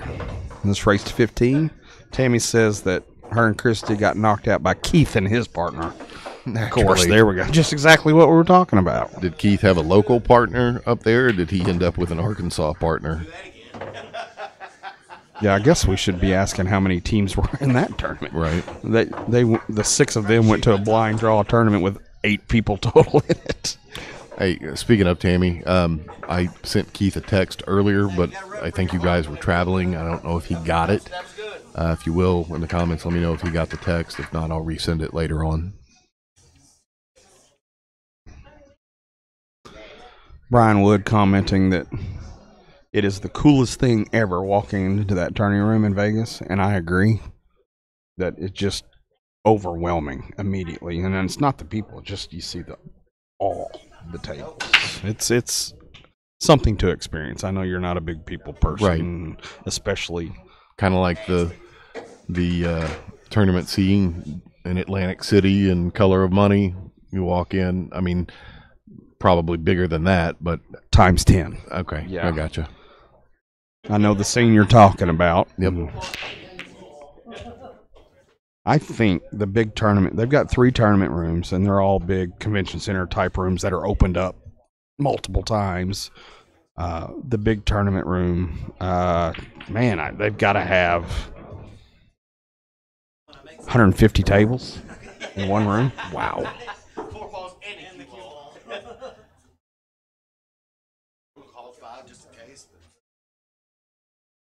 Well, thank you, Shane. I appreciate that.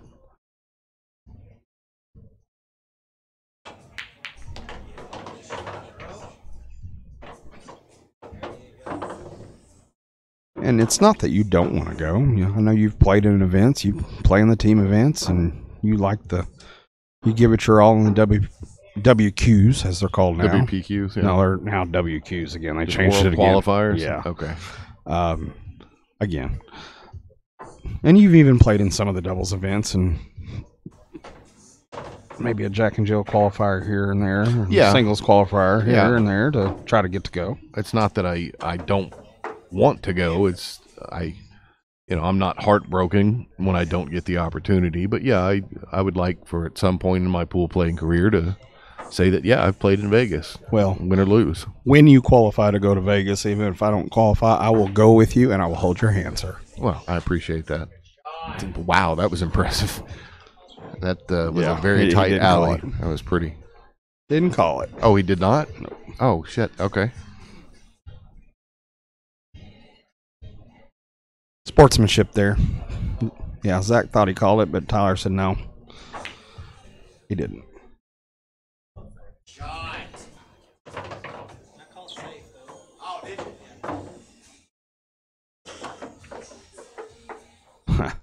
And he's going to run off, but Tammy says she's going to hold your other hand too when you go. So you'll be well taken care of soon. Nice defense. Thanks, Mammy. Hello, Damon Prince. Appreciate you jumping in, bud.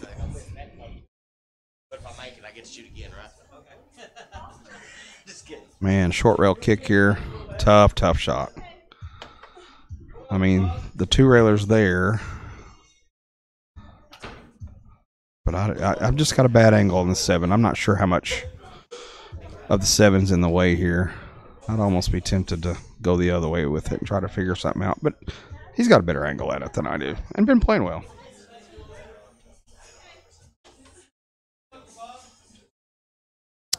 So, yeah, calling the side pocket. He's going 2 rails. Looks to be pushing that 3 back towards kind of where he's shooting from. So, it's a good call. Man, that's, you missed that by a diamond and it doesn't look that close, but that was just 1/4 of an inch off. Great hit. Great roll at it. Might have got to leave. It looks like there might be a window between that 9 and 10 for the 3 ball. What I do, dog?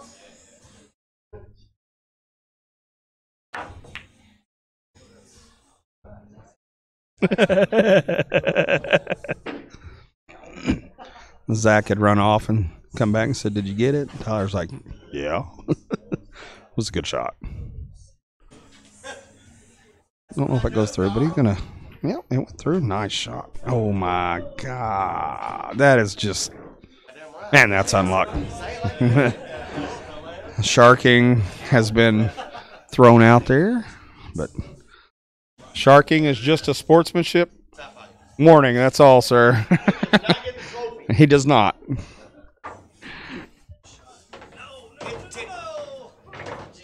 All right, Tyler, 12-9 lead in this race to 15. Would like to do his best to keep the foot on the throttle here for sure. Don't let Zach back in it and start gaining some momentum. It's the mindset you got to have. Do not let off the throttle. This is going to be a draw shot. 6 into that top rail and power draw back here. Try to get some shape on the 7. Get away from the corner pocket. I mean, the side pocket there did not scratch, but went the other way.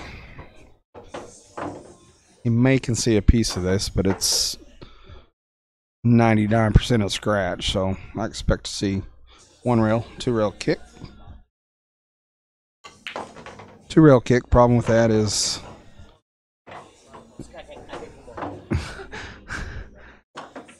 he is calling it here, so this is the 1 rail kick attempt, which is a tougher hit and a tough make, but it's the right call. Tyler's feeling it, feeling good.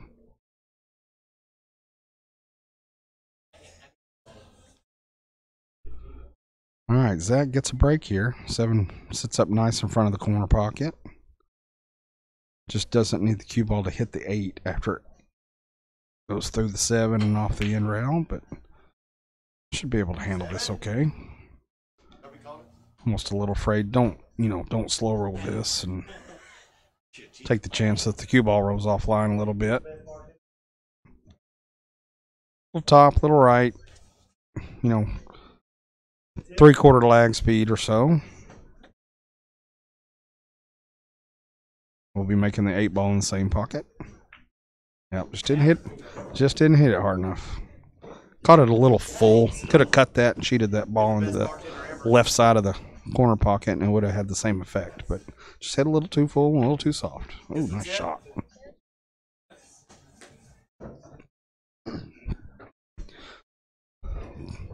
All right, it's easy at this point.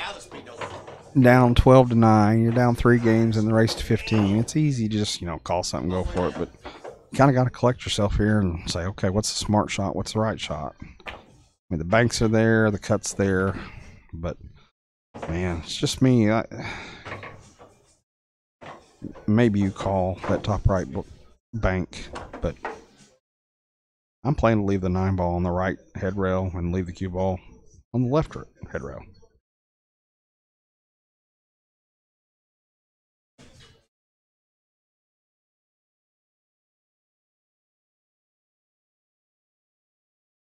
Bank is the call.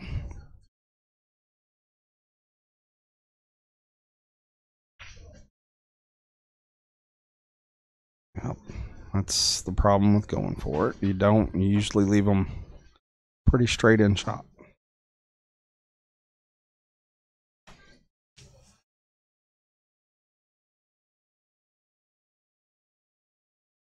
Tyler will draw this into that top side rail. Probably trying to make the 10 ball right where he's at right now. But if you go ahead and hit it good, and the top left rail will be available. A little long, but shouldn't be an issue. Side pocket's a little scratchy, but you'll see that cue ball react after it hits the 10. Almost reacted right into the corner, but it did not.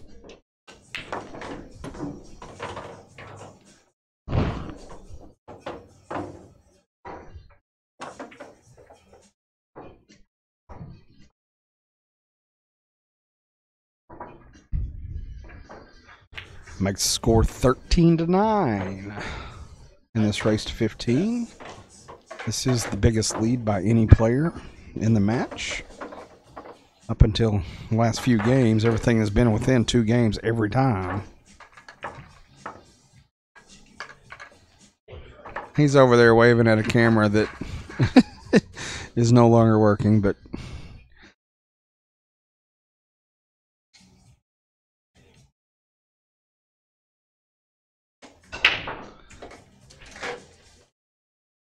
vegetable medley.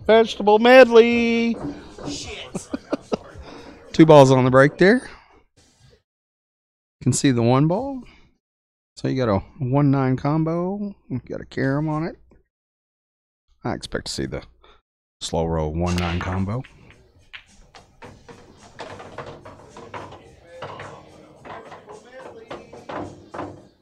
Worst thing the 1 ball could do is slide up on that Oh, yeah. You had to hit it soft. I mean, to be able to shoot the one next.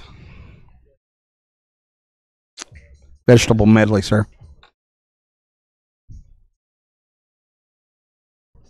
Love the vegetable medley.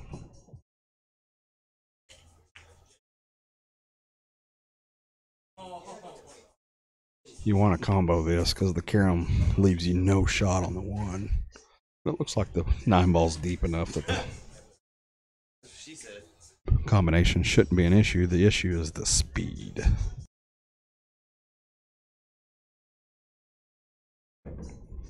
Shot it very well. Just going to leave that 1 ball in the pocket, which he did.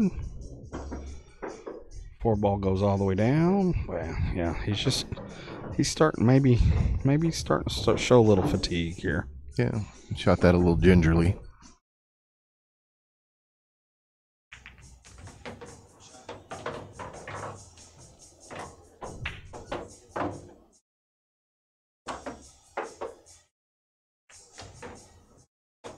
He had made the comment outside that he was still trying to figure out his speed on these tables. He's shooting great. There's no doubt about it, but he's still not as comfortable with the table speed as Tyler is.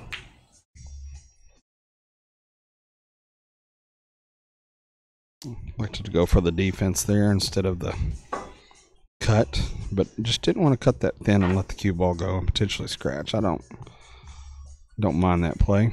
4-5 combo, pretty straight here.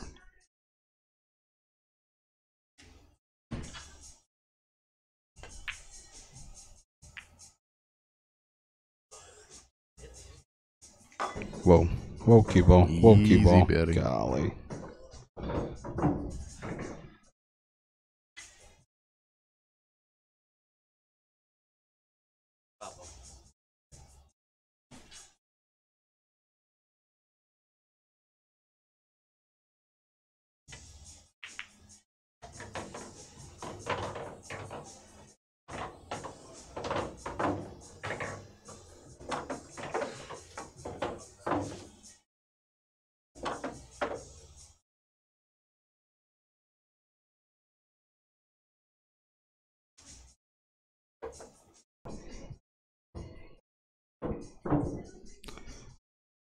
Seven does go on the side, but we've seen how that's gone. I think he's looking maybe to push this cue ball down with a little top spin, go to the end rail, and a little bit of funky right spin to straighten up the 7.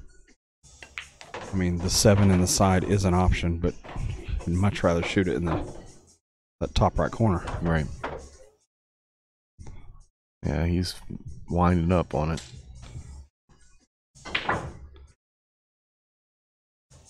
Yeah, that shape. I mean,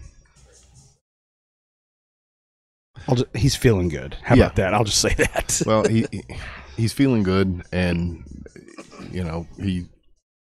he's got a comfortable lead right now, so he doesn't mind swinging away on something like that. And I think all of us would do the same thing.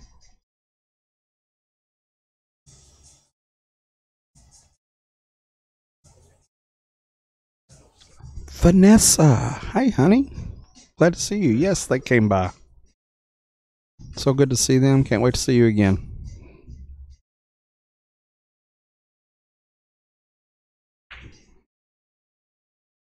Good shot. Kind of shot you need to get back in the match. You say you feel like this does go in the side? Yeah, it goes. A little soft. That's fine because of the 8-ball anyway. But very good. Shoot this with just bottom center. Draw it straight off the rail. You opted for a little low right there. I don't even do that. I want that cue ball to come straight down to the other rail. I don't mind a little bit farther distance if I don't have to flirt with the side pocket. Sure. Flirting with side pockets gives me the same result as flirting with the ladies. I go home with my tail tucked between my legs.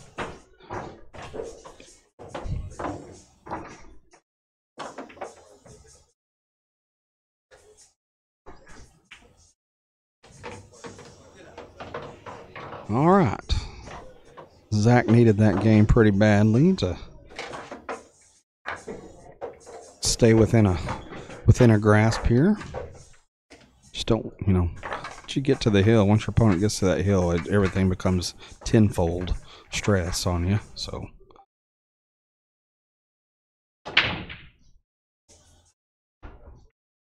needs this game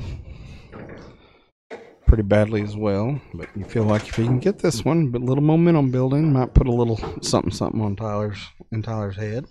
Yeah, looks like he's grabbed the jump cue again. Which, I mean, I understand it, but that's a little aggressive considering where the three's at. Yeah, there's no need to have to try to make this. I'm with you. Yeah, I'm with you. I just think.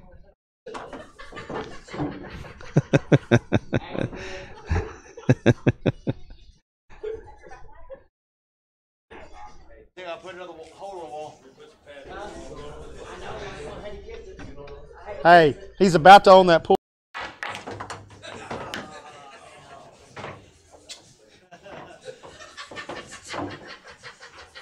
Accident.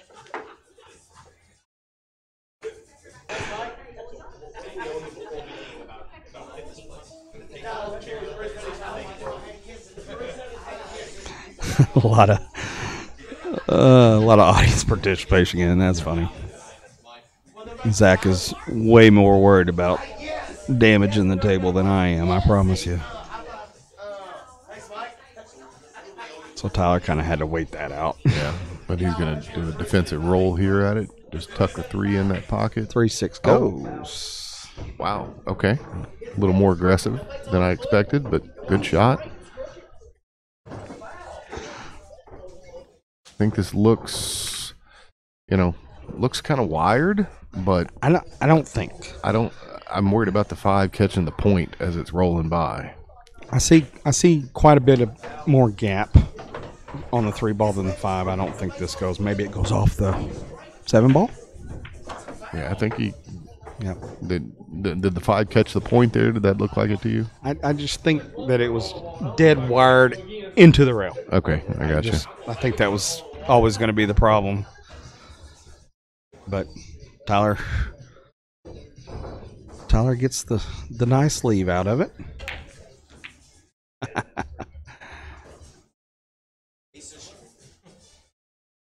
Two rail kick. One rail kick. Do not scratch. Okay.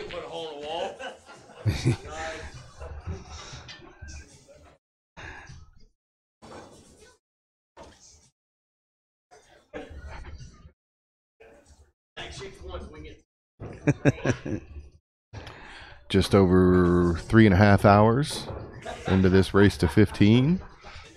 Guys are still having a good time. Still a lot of banter, a lot of laughter. That's what we like to hear. Keeping everything upbeat. One of the number one things I want to see out of these is just the good sportsmanship. You don't care. I mean, I don't care that people play well or don't play well. You root for them to play well, but Sure. man, I just want to see guys enjoying each other's company. Somebody's going to win today. That doesn't mean that they might not lose the next time they play. Great Right. shot there from Zach. Yeah, you don't have to win every one of them to have a good time, but we all know that winning gives that endorphin rush, which is nice, but Do you know anybody in pool that's undefeated? besides you, Whatever. oh yeah, what's that guy's name? Falco. Falco's Yeah. undefeated, I think. Yeah. Gerald. Right. Right, absolutely. Gerald Falco. The real Falco. Number 1 Falco. Would the real Falco please stand up? Nobody stood up. Oh, you piece of shit. I think he called the side here. I think so. Wow. Good shot. Be nice. What do you think? Got to try the bank here so you can get shape on the 9? You know, if you cut into the side, it's natural shape to shoot the 9 all the way in that bottom right. You know, cue ball goes top rail, in rail, and back down here. Yeah, but you got to put enough oomph on it to get back over for that. It's not as much. I mean, a top. Shut up! I know what I'm talking about. You're right, Andy. I'm wrong. I think he called this in the top right corner, which is kind of the same. Yeah. Yeah. I mean, he had the right idea. Good shot though. Hmm? Good safe play. A twofer, or a, what do we call it? Two-way. Two-way. Yeah, there you go. But you can call it. You can call it whatever you want, Andy.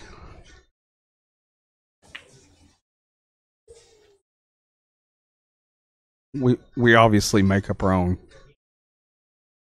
It definitely was not a rattlesnake nor a vegetable medley. A little jump action here.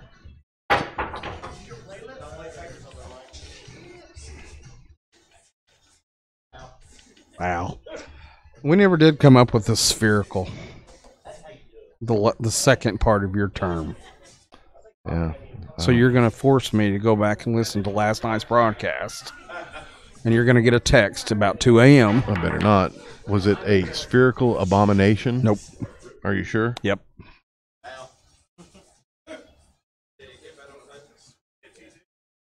I don't like that. Reminds me of a snowman. Which snowmen are 3 spheres usually. Right. That's more abominable, but yeah. Easy for you to say. Abominable.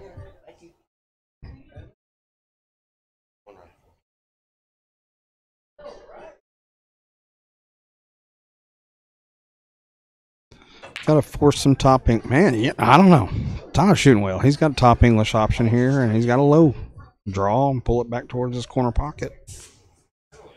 Have the 9 all the way up, so 2 ways to play this. Top left. And yeah, nice smooth stroke there. hit that very nice. 9 ball, bottom quarter pocket. 10 ball will most likely be shot into the same pocket.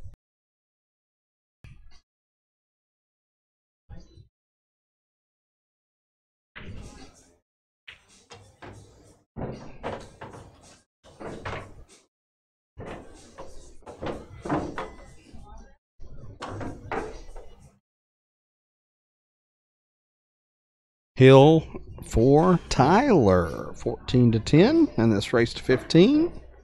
It's about the 10th fist bump between the two, so.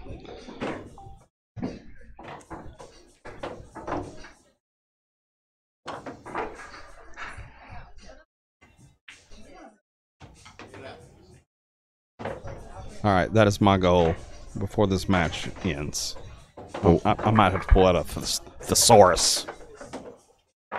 To figure out the phrase that pays. I told people last night to make a list. Did I not? You did.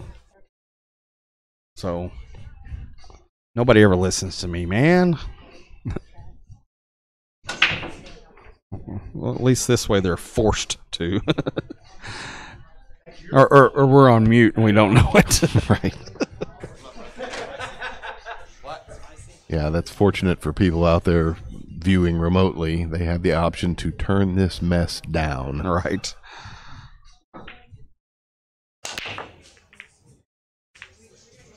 Zach down needs to win 5 games in a row. Nice to see you go ahead and play the defense. No sign of give up in this one.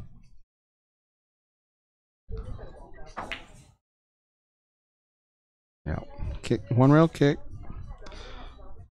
A little bit long on this kick and still hit the 1. It could carry him off the 5 and still go in the pocket. So a little bit bigger target than normal. Just like that. Wonderful. Look at this cue ball getting right behind the 8 on the 2. It was a good shot. I mean, at this point, all he's got to do is do it again. He just doesn't have the 5 ball there to help him. He does, yeah. Doesn't have the guide. Yeah, pretty identical, isn't it?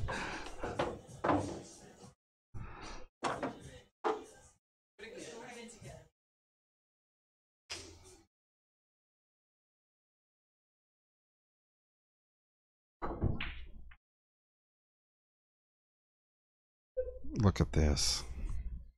How do you think Tyler's... You can see a piece of that too, Ball.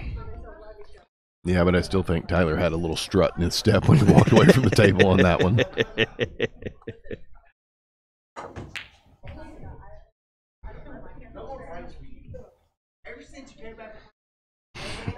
No more breaks, he said. All right, Thesaurus is my friend. I am going to figure this out, just so I don't have to text you at 2 in the morning.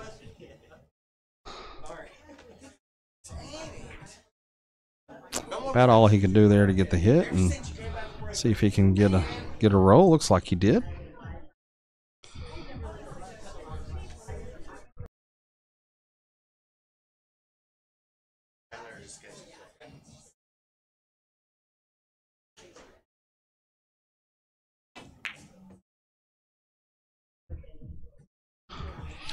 So just for fun, there is a few words in the thesaurus for thesaurus. Nice. A lexicon, a source book, reference book, of course. And there's a word that I'm afraid to pronounce. I need my glasses.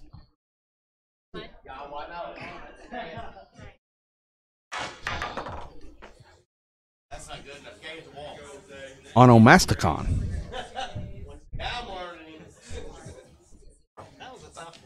That's easier than Catfish's last name.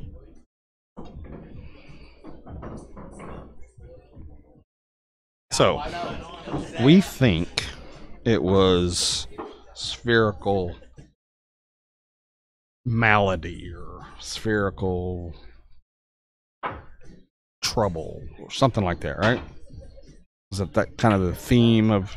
Yeah, but I don't know. I think it's going to be a little too generic to find in the thesaurus, so I may have to go through. Ooh, I love the thesaurus. All right, so I don't think these two are what you said, but I like them. Spherical disorder. That might have been what you said. No, but I like it. Disorder was not a big enough word.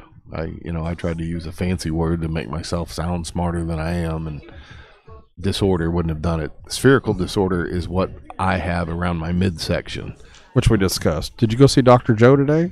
Right. I was talking more my waistline. Oh, my bad. Spherical epidemic? No. Okay.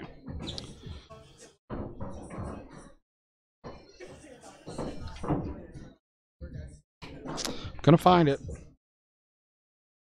I'm a big fan of alliteration, so spherical syndrome would be a highlight of mine. So I'm looking for like an 8-syllable word, is what you're saying. I think it was like 4 syllables, but it was definitely multisyllabic. Which is a 4-syllable word. There you go. Okay, I give up.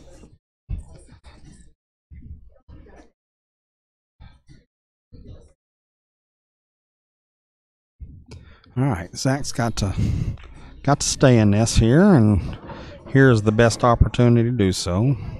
5's got half a pocket. Don't know if he called the 5 or the 5-8 combo.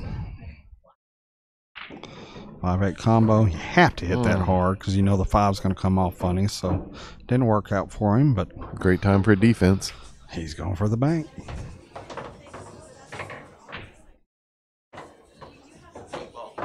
Closer than I ever would have been. Me too. It's tricky. It's tricky. Little Run DMC going on the jukebox. So Tyler gets back here, he will be looking at the run out to win the match. Yeah, potentially. I mean, the way he's been shooting, it's definitely possible, but anything can happen. Both of them shooting really well. Been an enjoyable match for sure.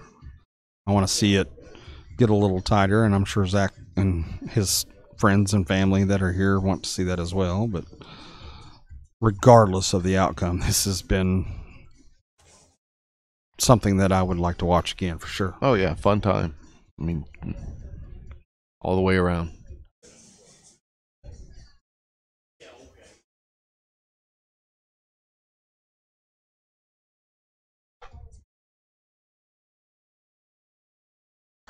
Stop shot here. If he can just stop that cue ball right where it's at, I think this is over. If he can just no movement when this cue ball hits his 5.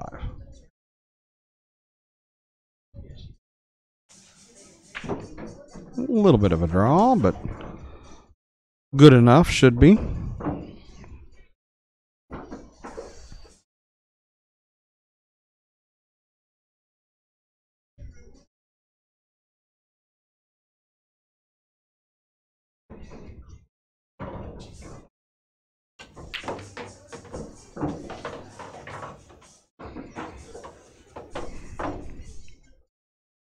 I look for him to just do a little left here into the end rail.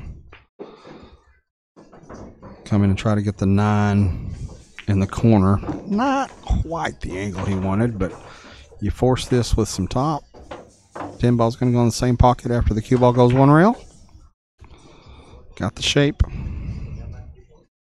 He wanted to be a little closer to that 9 ball and maybe on the other side. Right. But once again, he gets a nice little roll. I concur, Doctor.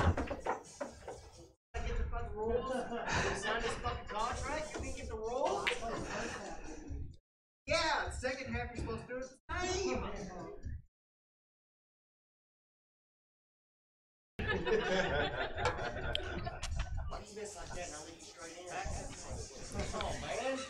Two nights in a row, we needed microphones for the players. Yeah, second half you're supposed to do it the same.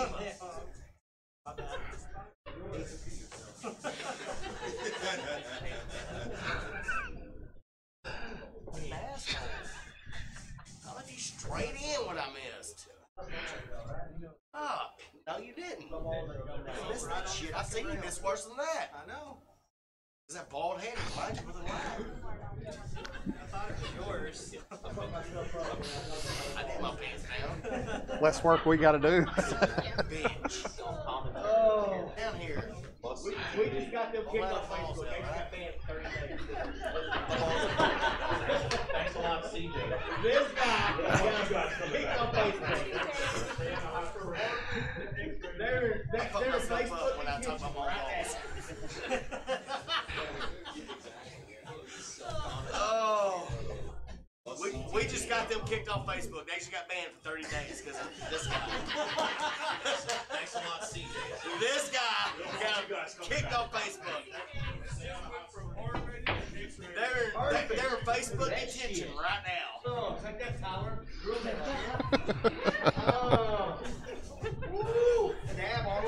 How you like me now? Look at that shit.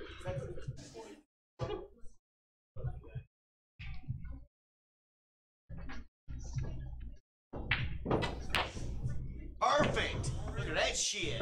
Oh, take that, Tyler. Drill that shit. Again, another amended rule. Look at that shit. Sexy. Welcome.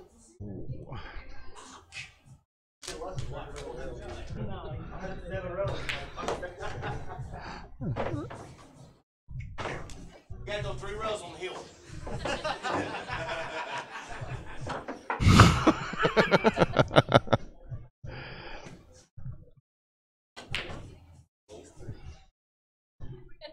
You'll get lucky. Watch, I won't have a shot. No, I have a 7 row this motherfucker.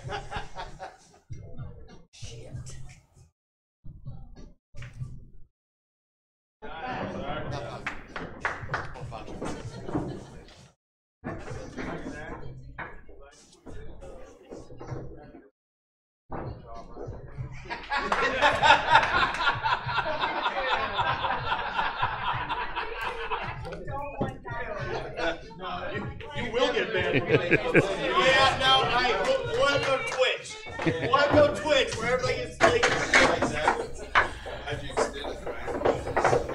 All right, we extended this at least another rack, which is some more opportunity for some golden nuggets from Zach. You will get banned from Facebook. Yeah, no, one go Twitch. One go Twitch where everybody gets legal. Nothing about any of that was intentional, unintentional sharking, of course, by Zach. It kind of turned out that way, but No, everybody It's- was just having a good time. 1,000% good-hearted stuff. Quite entertaining.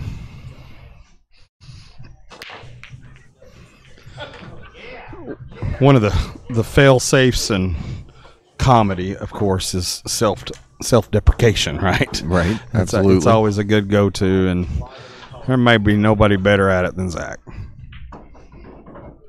All right, we're going to have a 210 combo here to try to finally finish this match. I think he left himself a little shorter than he wanted, but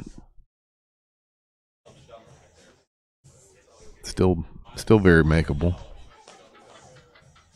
I would wager a little bit of money that he will not hit this soft. Makes up for the shot that he missed on the last one to finish it out here. 15-11, Tyler Teague.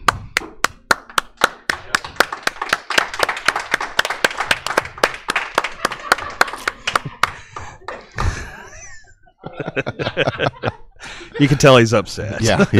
He's very bothered by it. So. All right. Again, we appreciate you guys tuning in. Cold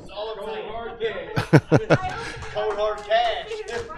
Please make sure and like and share this feed. Tell your friends, family, get more people involved. We appreciate all the support we can get, and we will possibly catch you next week. We'll let you know if we get more matches shaped up. Again, thanks to Doc Pennies for setting these up and letting us come out and have some fun. Thank you, Andy. We appreciate you being here as well. Hey, just get on Facebook, like the Doc Pennies Pool Billiards page, like the Billiards Camera Facebook page, and you'll always know what's going on. Good way to contact us as well if you're interested in getting in a match. Awesome job, Andy. Appreciate you, buddy. All right. Thanks, guys.